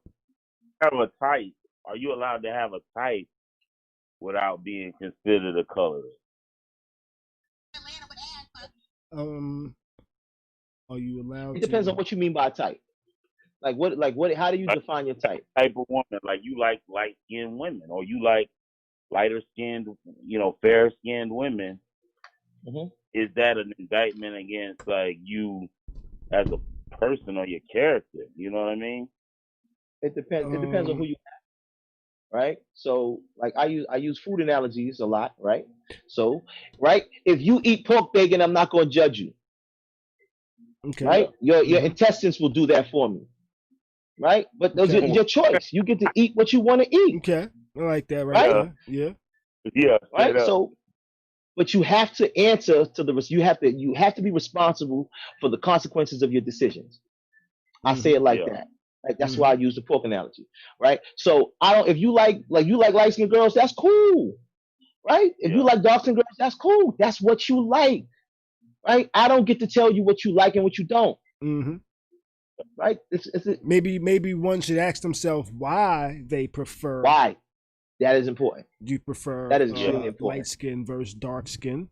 Maybe that should be a question the person that's have these preferences should ask themselves. Yeah, straight up. Let me tell you a story. I had a conversation with Dr. Kaba. Dr. Kaba is the brother from the Hidden Colors films and all of that. We was working on the project, and we was in the Bronx. We was in this restaurant or whatever. So we in there talking, and this young lady walked in, very shapely, and I looked right, and I laugh, and then I look at him, and he's just looking at me, and I'm like, "What?" He said, "What were you looking at?" And I was like, "What do you mean with it? You saw it? What do you mean with it?" He said, "No, what were you looking at?" I was looking at her ass. He said, "Why?" I was like, "What do you mean why?" He said, "No, why? Why do you find it attractive? Why?" And I was like, I couldn't understand why he was asking me that. I'm like, "What do you mean? Why he was?" He said, "No, why is that what is attractive to you?" And then I was like, "Yo, I don't know. It's because I don't know." Yeah. And then he was like, "Yo." He was like, no, he was saying that, yo, we've been conditioned to look at or conceive what is attractive based on somebody else's understanding of what is attractive. Like that was not attractive to us. Well, right? That's what I don't know. I tell you, I still see them walk by and I still turn. I don't know. When I see a nice ass. When I see a nice ass, I look, One of my preferences on a woman is a nice ass, But I tell you what, when I was a kid, I remember riding with my dad, right?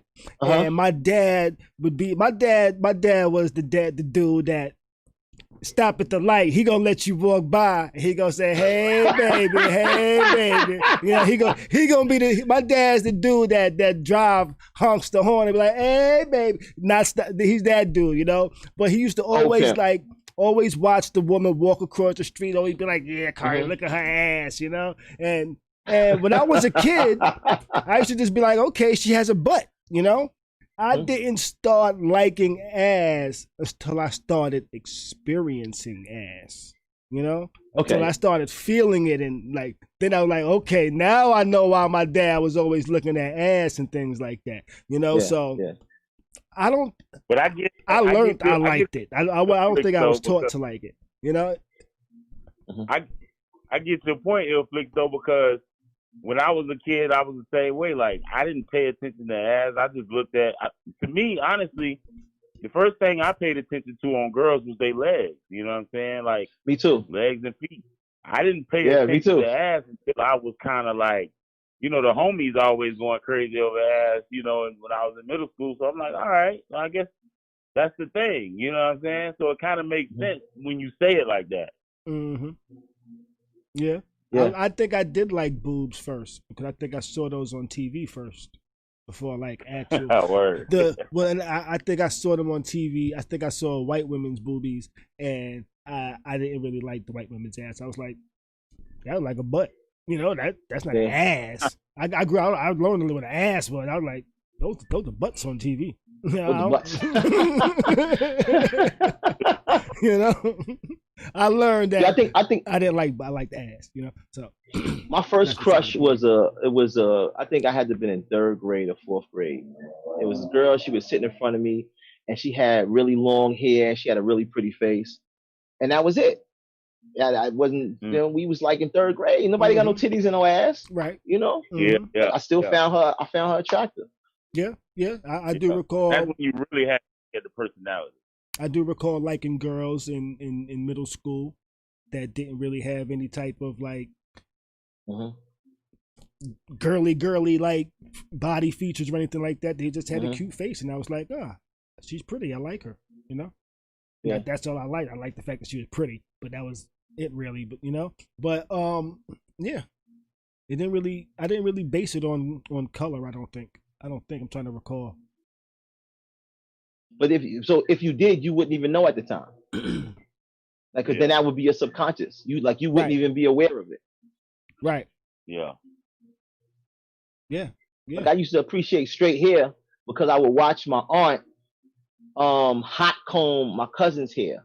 And I can still smell it today. Like I know the smell. If it's in the air, I know what's happening. And I remember her sitting there and just pulling that hot ass comb. She'd put it on the oven while she's sitting in there talking. And she just sitting there, letting it get hot. And then she'd take it in, crackle, crackle, crackle. I remember. And I was like, yo, this is fucking torture. Like, and she's burning her. Like, why is she going through this? Just so she can get straight hair. So then when you go to school and you see girls with straight hair, I'm like, damn, you got burnt too. Damn. I used to when I was a kid, when I was young, there was these two white boys that lived in our neighborhood that I used to hang out with them, right? And I used to tell my mom I used to want my hair straight, right? Because one of them used to wet his hair and make his hair spiky and shit like that. And I just thought that was so damn cool, you know? And my mom was like, boy, your hair too damn nappy for that. And I was like, what can I do to be able to do that? And she was like, boy, you don't want your hair like that. They're like, but what can I do to do that? I want to be able, but she just was like, boy, your hair is too damn nappy. It don't do that. It won't do that. So forget about it, you know? And but that's also when I learned about different hair textures and things like that. Yeah, that's a big one too, man. The natural hair versus the, you know what I mean? You know, the weaves and all that. You see, let's see what's being said over here in the what some of my house guests are saying over here in the chat. Sudi Bond says, if you go outside of the country, anywhere there is black people, it is a universal thing to appreciate certain assets in the opposite sex, curviness, lips, and other assets. Okay. Nice little unintended take there. You know? Let's see what else. People saying they like lips, telling us the different body parts they like. Breast, booty. The pretty seem to be pretty common over here. I'm glad y'all agree with me on the booty, you know? I think it's a universal understanding. and some people over here getting spicy with each other in the comments too. Which is yeah. Always like love the spice, boy. Yeah, man. Eyes are things people like as well. Yeah. So, did you have anything else you wanted to add, Mark? Nah, man, that's it, man. I appreciate the convo. All right, man. I appreciate you calling in. All right, bet. All right. Travel safe, bro. So, is there anything that we might feel like any type of hurdles that colorism might present or anything like that? The only immediate thoughts are like workplace there may be some challenges in in the workplace, being of a darker hue. The dating arena is always, is always the nightclub. Let me say it like this: in the nightclub, this is what I've watched. I've watched in the nightclub. It's dark, light skinned dudes be winning in the nightclub. It's the way the light works. It reflects a little bit off to the skin, and you can see them in the club. Dark skinned guys is dark. It's hard to make us out. And I get that. So I've experienced that. I've seen that. Other than that, Okay. I guess kind of like what Mark was saying. It's like we I guess as men we compete as men, right? We don't really compete as light skinned men and dark skinned men. We just compete as men, right? I think when we enter the romantic relationships, that's when that it takes more of a precedent. It holds more weight. Because then it's attractiveness, and then we're talking about preferences, and that's different. Right, but just as a man, we compete against each other. It is just, it's brute force against brute force. Right. I agree with you there. Yeah, I don't really find myself competing on a complexion level with men at all. I don't think I've ever seen myself in that position. So I do agree with you there. And yes, the lines are open, by the way. I'm just looking over here in the chat. But I appreciate you joining. I don't want to hold you too much long. I know I said like maybe 30, 45 minutes. We already been on for like an hour. That was an hour ago. Like Yeah. So. Yeah, we cool, man. I'm enjoying the conversation, bro. All right, man. I appreciate it. I appreciate it, man. Let me just see what else we got over here in the chat. Melanated says, slavery taught us that light skin is better, prettier, etc., and it's embedded in our culture. It's stupid. I have seen ugly light skinned people as well as dark skin. It's sad that we still think that way. Yes, it is sad that we still are colorized and things like that are colorists. Damn it, it's colorists. Stay inside. How do we resolve that? So how do we resolve that? Like, what are some things that we can do moving forward, right, to resolve the differences the perceived differences between light skin and dark skin? Like, how can we like eliminate these color lines? Like, what are some things that we can actually do? I'm not sure. That's kind of what I've been trying to think of as well. Today I've actually been thinking that, like, what are some solutions to what may be some of the differences in So I got an idea. Our colorism. Right? We should create an app, a dating app. And it's called the Black app. Right? Okay. Where your profile picture is just a little black box. Right? Everybody's skin tone, everybody's skin color looks the same. So now you get to engage with people based on their perceptions and their understandings, their opinions, likes and dislikes, choices and not so favorable choices exclusively. So it's like blind dating. Okay. So it would be like blind dating, right? And then this way you can engage with somebody, then you actually get to know them and you get to, have favoritism towards them. And then when you see them in person, it's like, oh shit, this is a white girl. Who would it feel? Oh shit, this is a Chinese dude. I would Okay. All right. I think there'll be some questions people can use to kind of weed people out there. Kind of. Where you grew up, what language you speak. Do you like Trick Daddy? You like Trick Daddy?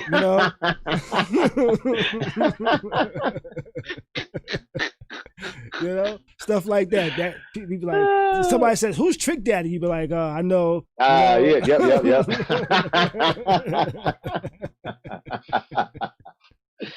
Worth a shot. So, but that's an interesting idea, though. Yeah, that would be interesting. So, would it be just kind of trying to break the but that's kind of like trying to break the whole, even the racial barrier, not just the colorism barrier, That's where it comes from, right? So the reason that dark skinned people like light skinned people is because they're closest to white. Okay. Right? It's like going as far as you can without crossing the line. Right. It's real high yellow. but it's not white, but it's close enough.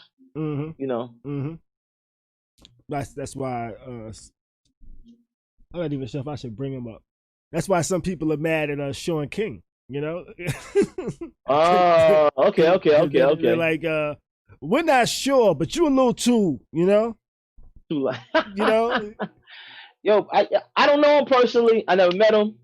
Right, so I can't really talk about somebody I don't know. Right, I don't know him personally. I like some of the things he says. You know, I haven't really gotten into his whole actual race and things like that. So I've just heard it mentioned here and there, and I'm just like, people are just like, he's a little too light skinned, you know.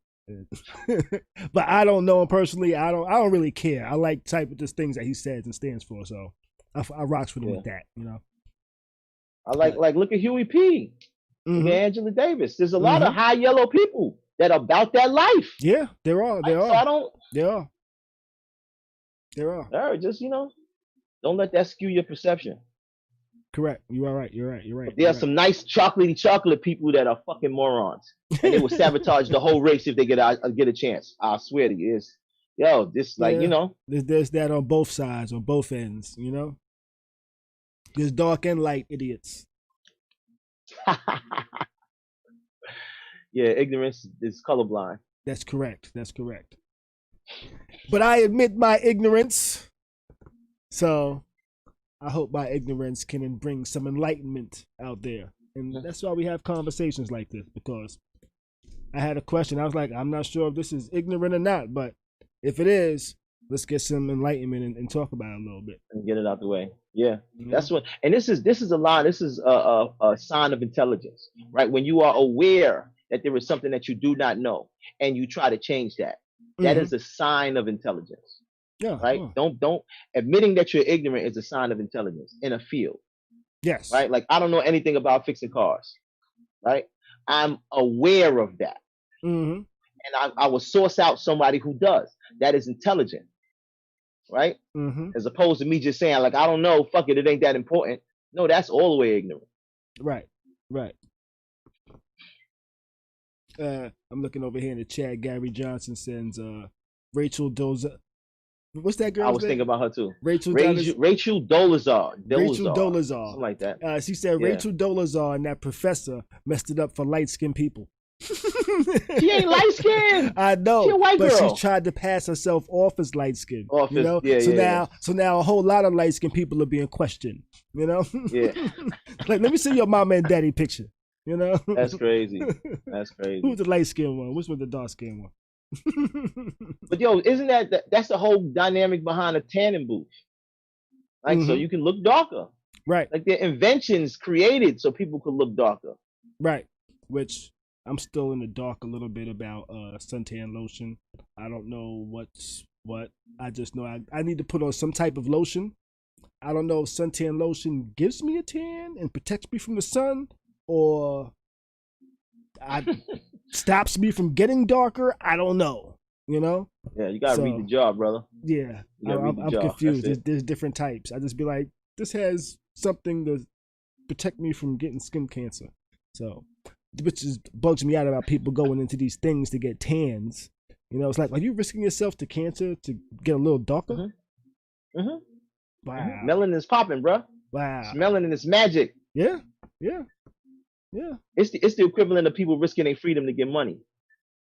Same dynamic. The freedom to be fresh. Oh, yeah. Shit. Yeah. I like that. I might make that a t-shirt one day. No problem. I'll take 10%. I appreciate it. Black is the freedom to be fresh. Word. I'm not sure how I'll actually put that sound in the t-shirt though. There's t-shirts with a light behind it, and it's like the little what's the name speakers that you put on the you ever seen like a Hallmark card and you open it and it start playing music? Yeah. Those little speakers you can put inside a t-shirt. That'd be interesting. You touch the t-shirt and then they make the sound effect. Or that would be kind of interesting. All right, but I think we've touched a bunch of good points here this evening. You know, Let's see. Yeah, I think we touched some good points. If anybody wanted to make any more comments, call now or forever hold your peace. No, maybe not forever hold your peace because I want you to be peaceful. Call now before I take the number off the screen. How about that? All right. So. Yeah, that'll work. Yeah, but I think we're gonna get ready to wrap up this evening. You know, I think we had some good conversation. Went over some good details with light skin, dark skin, bunch of perspectives. We got some good thoughts on there. Let's see what we got here. I like to wrap up with a little bit of news. Okay. Oh, let's take a call. Let's take one more call real quick from area code 757. Area code 757. What's going on? What's your name? Where you calling from? Hi, this is Barry White, and I'm calling from Virginia. Hey, Barry, how you and doing? I came in the chat late. Hi, how are you? I'm all right. I'm all right. That's what's up. How's everybody? Hello, and to everyone. Peace, Queen. What's going on? Hopefully everybody's doing good. Doing pretty good. Absolutely. What's your thoughts on the topic I didn't this come in evening? at the beginning. I'm sorry? Now, you said you didn't come in at the beginning? That's what I was going to ask exactly. Yeah, I wasn't in at the beginning. Yeah, I came in, now at the end, basically. Yeah, we've just pretty much So been talking I would about... like to know, like, the original question about it, when it comes to... So what's sprung... light skin, dark skin thing, I don't want to just go off on anything and not... What sprung the topic was... I was swiping on people on a dating app. Long story short, I was swiped the dark-skinned girl, and I remember dark-skinned girls asking me one time, are light-skinned men attracted to dark-skinned women because she was surprised that we matched, So, I guess this is a good catch-up for even... So that was a question that she asked you? Yeah, she mentioned to me that she was surprised that we matched because she didn't think I would swipe right on her because she assumed that light-skinned men don't really like dark-skinned women, Oh, wow. And, it sounds like she had really low self-esteem. Right, but I've actually heard this. Something happened to her in her past. But I actually been asked this question in one way or the other from a couple of other women that I've dated as well. And I posed this, I asked this question on my Facebook this morning, and I had a couple of people say, you know what, I do feel that way. I've had some people that said, what? And then I've had some people that said, you know what, now that you mention it, it is a thing. I didn't have a whole lot of responses, maybe like 10 total with like likes and all of that stuff. I think Facebook was like, this is a sketchy topic. Let's hold this back a little bit. Possibly, or maybe just some people just said, I don't, that's a little too risky for me, So that's how we got there, and that made me start thinking about a whole lot of things with light skin, dark skin, colorism, things like that, and that's how we got into the topic this evening. So it wasn't necessarily relationship based. Exactly, this evening is about the difference between light skin, dark skin. Is there differences, things like that? Okay, all right. I'm gonna. I just honestly believe that it just all depends on the person, their background, their upbringing, things like that for the most part. Mm-hmm. And I think it's sad because it shouldn't be like that, but it is what it is. It's the world, right? Yeah. And I think more people should do more to, like I commented in the chat earlier, that, I'm sorry, sir. What is your name? This is Illflix. Illflix. He's our guest host this evening. Guest co-host this evening. No, because he had touched on it and he asked a question and he asked about, what are some things we may be able to do more to help it or whatever. And me personally, I think talk to our children. That's what I typed in the chat earlier. Okay. But me, as far as the differences and things like that about the dark skin, light skin, and the complexions, all of that stuff, I just honestly, I think it's crazy. I think that can help though. You talk to your children, talk to your children. I think it's very, very important that everyone does so. I agree with you on that, and that's a very simple solution too. But what does that conversation actually sound like? Talk to them from the time that they, they're talking. Don't talk no Google Gaga, none of that. Talk to your babies. So no, so Queen, what is that? While they're growing up. So sis, no, but what is that? What does that conversation sound like? What does that type of conversation sound like that you're having with your children? Right. That's What does it sound like? Let's actually use some words so that somebody who's listening may not have the language and they want to have the conversation. Right. How do you have that conversation with your child? So what age are we talking about? What child? Well, how old is the child? Between 3 to 8. Between 3 to 8. Between 3 to 8. Okay, that's a good one. Okay, this is what it sounds like. It sounds like, well, if you've been talking to your children before then, because some people, they don't talk to babies. I guess they think babies aren't, actual persons or whatever. It sounds like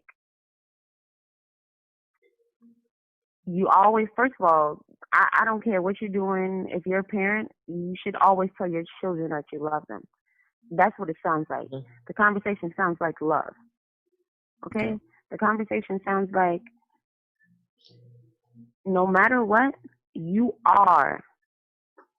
And that's the first thing. You need to let them know. After love comes, you are, and then you say loved again. And you just let your child know how beautiful they are. I just don't get it. I mean, if you don't love your children, I guess that's something else. But me, personally, that's what it sounds like, love. And I mean, I guess that's different for everyone. But this is what you tell your child. All day, every day.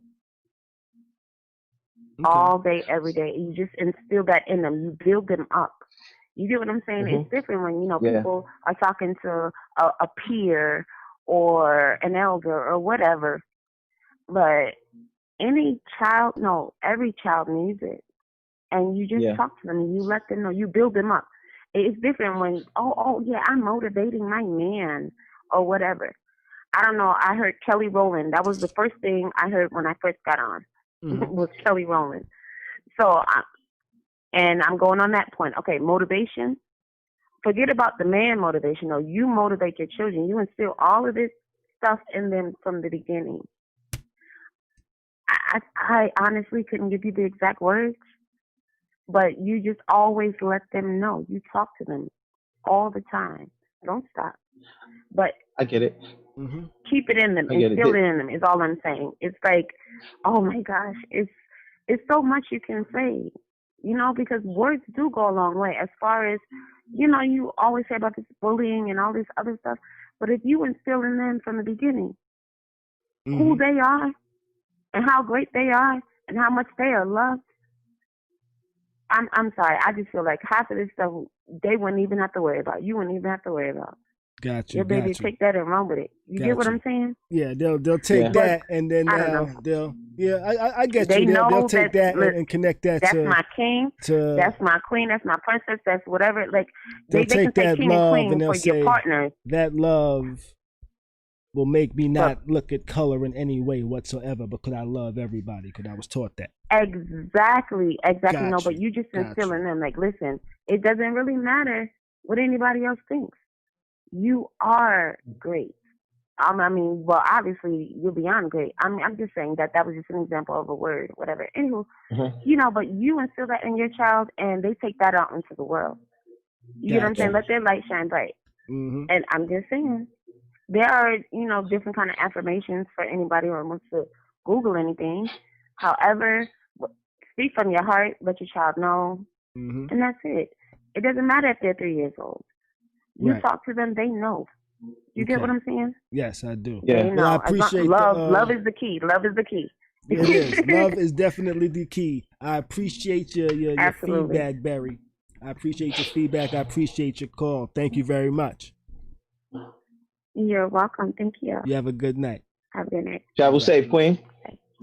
Word. So the reason I asked a question like that, directly like that, is because, like the idea seems simple, right? But the actual application isn't, right? Because there's a lot of us who have emotions, like grown as adults, We feel things.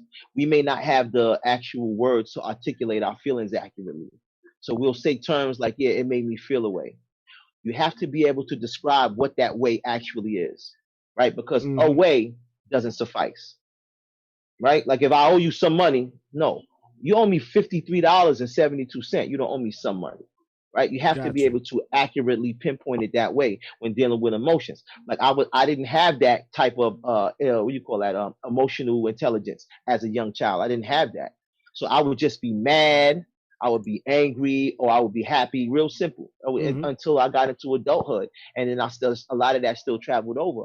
And it was because we didn't have the same conversations that we are having now as adults. I didn't have those when I was a child, right? Not that my mother did not love me, right? But the way she said it was the way she was able to say, no, these are her language. This was her language. These were the words she had access to, or the methods and actions that she had access to, and it's a little different today. Today we have way more language to articulate to each other. Like, yo, I love you.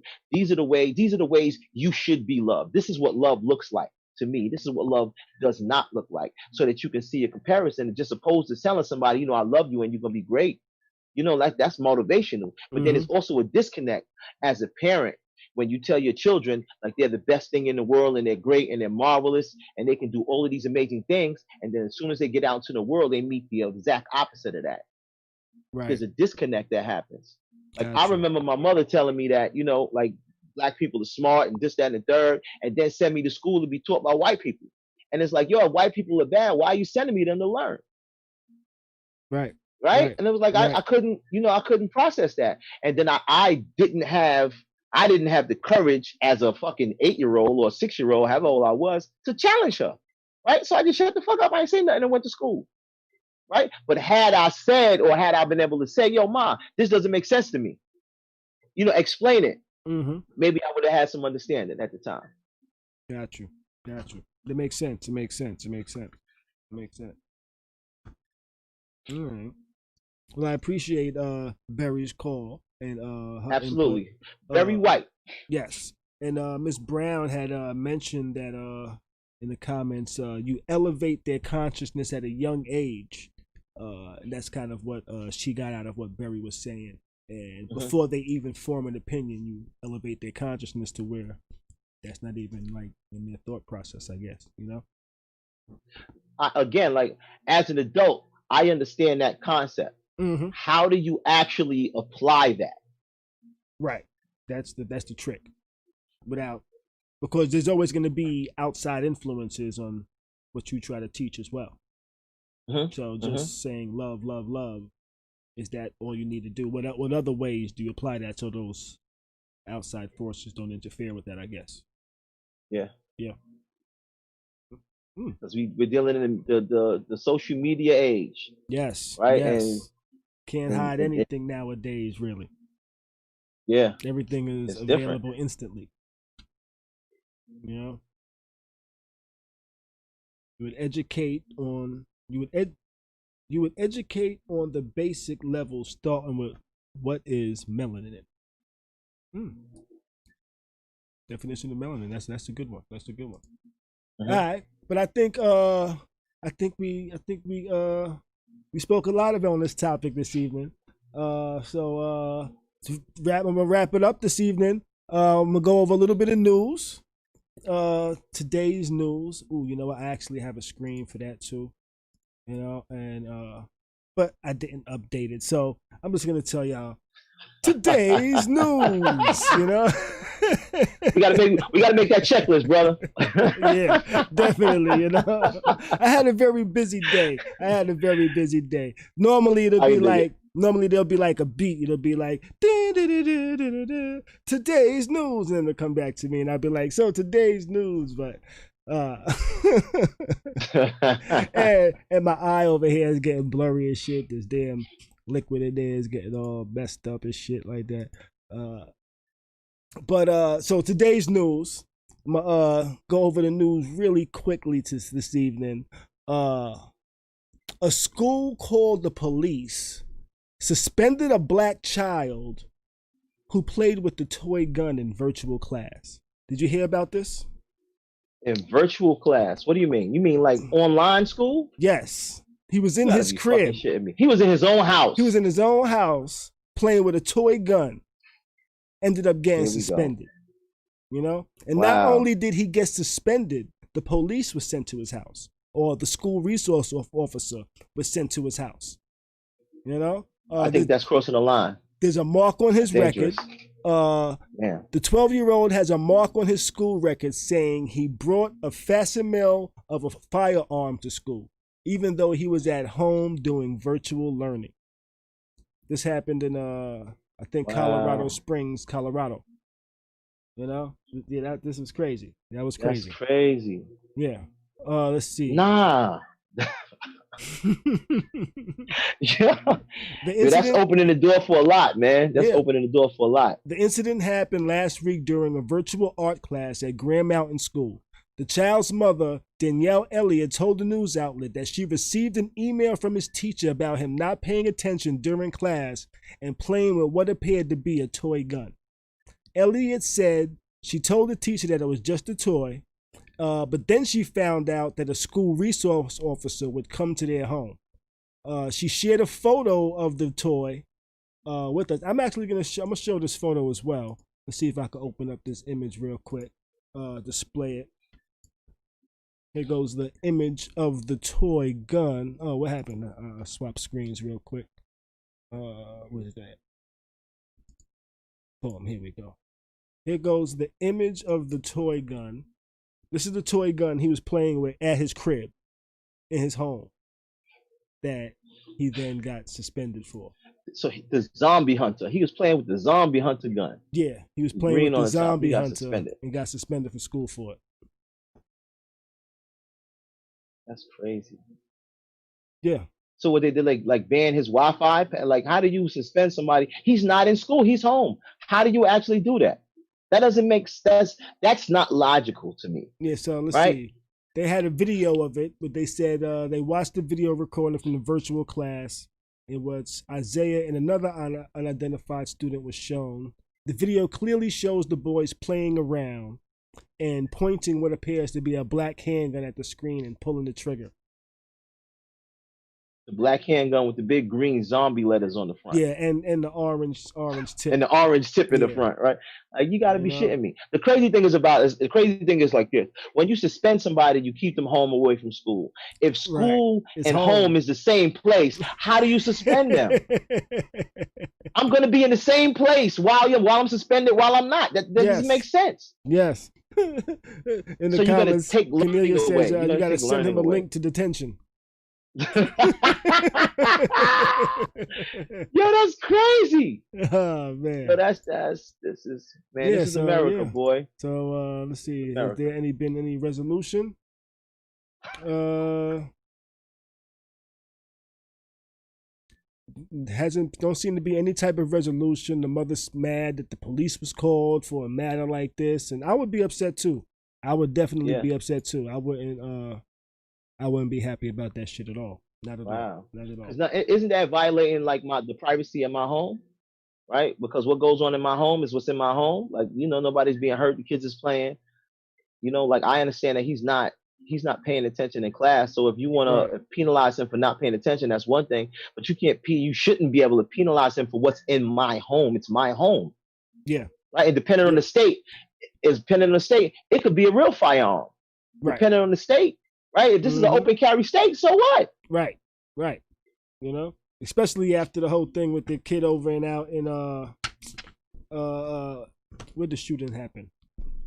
White boy. Which one? With the AR. White boy walking down the street, shot 3 people. 17-year-old kid. Kyle Ritten, whatever the hell his name was.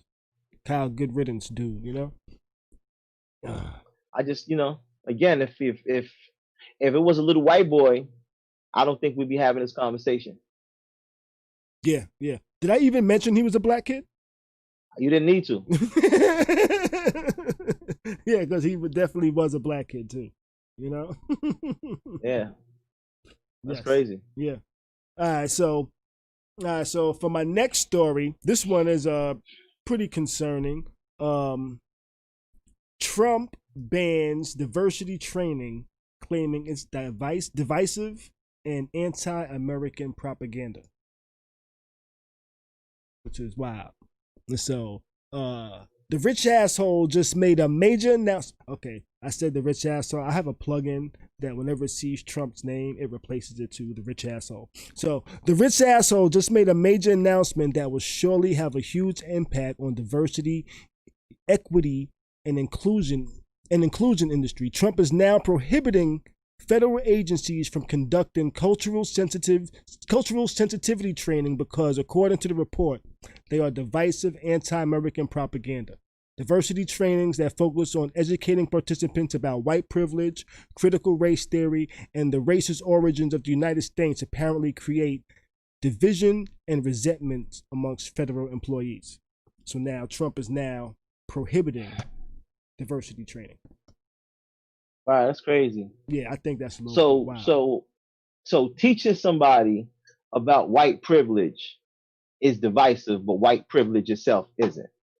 That's what that sounds according to Trump, and that's one of the reasons why I think people need to vote and get him out of here. And I think this is a terrible year. Side note, I think this is a terrible year for people like Ice Cube to be speaking the message. Even though I do agree with him to a point, I think it's a terrible year to be speaking that. They got to earn our vote type of thing, because this dude is ridiculous, especially with stuff like this going on. But yeah, I think this is very, very, very bad and very dangerous, you know? Because even though I know some people that would be getting this training, they already know what's going on, they just don't care. But some people that get the training will actually learn and benefit from it, you know? So even though that percentage might not be super huge, it might be the difference between life and death or a fair trial or anything like that, you know? So I think this is very dangerous, my opinion. Yeah. So the thing about diversity training, it's like I don't think you can educate somebody's opinions away, right? Right. I think you can aware them of the consequences of their actions, right? I think you can teach them about history, but people like what they like you, and I don't like what I don't like, and I get that. But if you're not liking, if you choose to discriminate against somebody based on something that's flawed, based on a logic that's incorrect, that's different, right? But if you got a reason, cool. I don't want to force anybody to like or participate in something that they don't. That is kind of what this whole shit is about, right? Not forcing people into shit.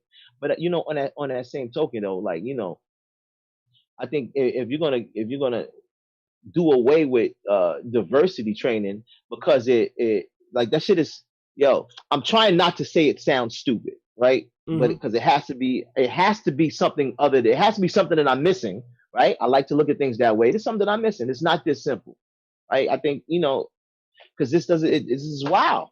What do you mean? I'm gonna do away with diversity training because it's divisive? Yeah, that shit is stupid. The reason you need it is because we are divisive already, right? And we're trying to do away with that, right? That's like I'm gonna do away with Band-Aids because it promotes bleeding. I like that analogy. Yes, that's pretty much exactly what he's going with that one right there. It's crazy. He's definitely wilding with that one. So yeah, I definitely like that analogy right there. and his reason for getting rid of it is exactly why we need it. So yeah, so you hit that one right there, B. That's a fact right there. All right, so my last story of the evening was you heard about everything going on in Rochester with the killing of what's his name, Daniel Prude, I believe. Actually, no, because I don't watch the news anymore. Like, I intentionally do not watch the news. So I'm hearing all of this for the first time. Okay. All right. Well, today, there was a kid. I have not watched the video of Daniel Prude's killing. I have kind of been staying away from watching a lot of these videos that's been coming out. They've been coming out more and more. I've been kind of avoiding them, trying to, just for my own personal sanity and things like that. Well, a video came out of police killing Daniel Prude. I believe he was naked. I believe they put like a spit bag over his head or something like that, and then they like had him in the street. I think he had some issues going on. He was having like a mental breakdown or something like that. Episode. Yes, something was going on, but he wound up dying a week later. There's been protests going on about that. I forget exactly how long the protest has been going on, but now today the mayor of Rochester, I believe, has said that the Rochester police chief, LaRon Singletary, and his staff retires in wake of the Daniel Prude death. So Ron Singletary is retiring along with other members of the Rochester Police Department's command staff today. This is what they said today. And they're retiring because of all of this stuff going on with Daniel Prude and his killing. So let's define what that retirement looks like. Are they keeping their pension? Do they get to keep their pension? It sounds like it. It sounds like they're retiring before they get fired, type of thing. Yeah. Because you can't fire somebody that's retired, I guess. I think we should change that law. Mm-hmm. I think we should change that. Right? Two things I think we should change. I think we should change that you are still liable after you're retired for your choices and decisions while you were on the job.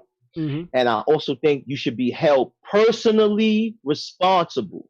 Right.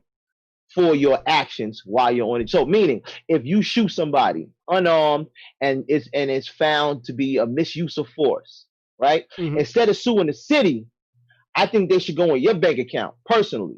Drain all the money from your bank account, all the money from your kids' tuition, all of the equity you got in your house. I think they should take all of that shit. And I think there'll be 100. I think killings will go down 95%. Police killings, police brutality will go down at least 95%. You know why? Because people love their family more than they don't like black people. Right. I agree with you on that one. They like paying their bills and taking care of their family more than they dislike another race. So I agree with you on that one. And some clarification in the comments.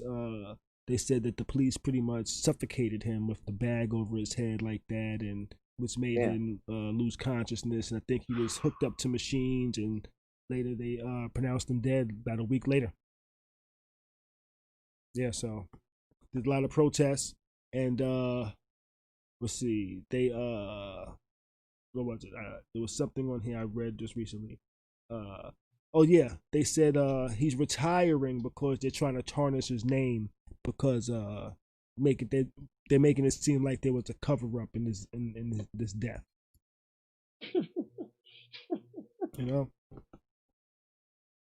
Yo, that's like diversity training, man. We don't need it. Like, that's fucking crazy, man. Yeah. There's some real ugly truths.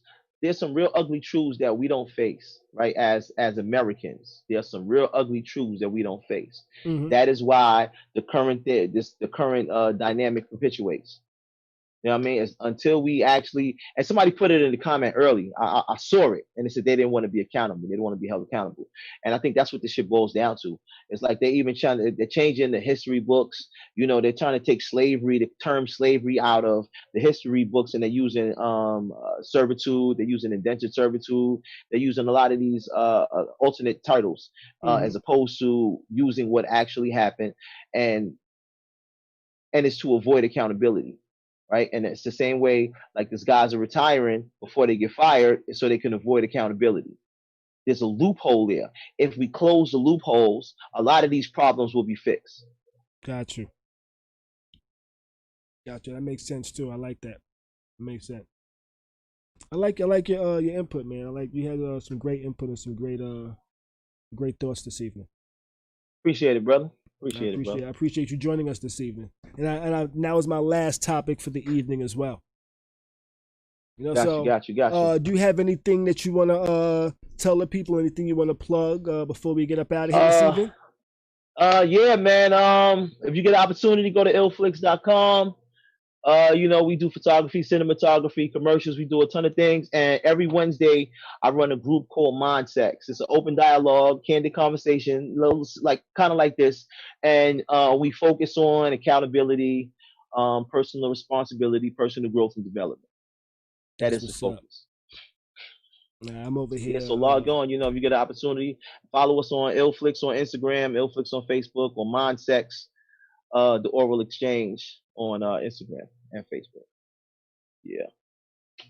Copy on Instagram. And I just had a little girl. Let me shout out. Congratulations, man. I appreciate you, bro.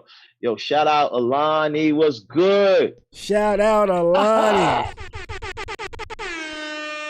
Congratulations, man. How old now? 2 weeks, 2 days. Ooh, really, really new. Really, really new. That's what's up. This your first one? Yeah, my first. It's my first one. Enjoy it, man. Enjoy it. I'll tell you what. Enjoy it because the time flies by. I just mentioned this the other day. My daughter is about to turn 18. She just got her license. She just got a new job. She's starting in a couple of weeks. And I'm telling you, my mom used to say to me, it just feels like yesterday you were small. I didn't understand that when I was a kid.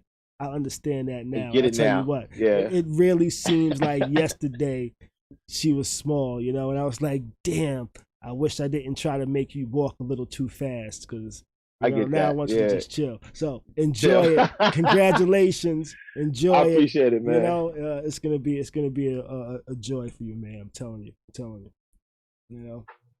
But thanks again for joining us this evening. No problem, man. Thanks for having me. I appreciate it, man. Thank you, man. So I would like to thank Illflix for joining us this evening. Definitely make sure you follow him at Illflix on Instagram and Facebook. I actually just updated my credits because I had to update those too, to where I added his name to the credits, so you'll be able to see his ad in the credits as well. You saw it on the screen the whole show. If you don't see it now, you could just rewind and go look at it again too, just to make sure you got it there. Definitely make sure you hit that like, that subscribe, that follow, share the video. I probably should have said that earlier. It happens, bro. They got that checklist again, right? I know. It was a different kind of evening this evening. But I definitely want to thank everybody for tuning in this evening. We'll be back again on Friday evening, 9 p.m. I would like to thank you for joining.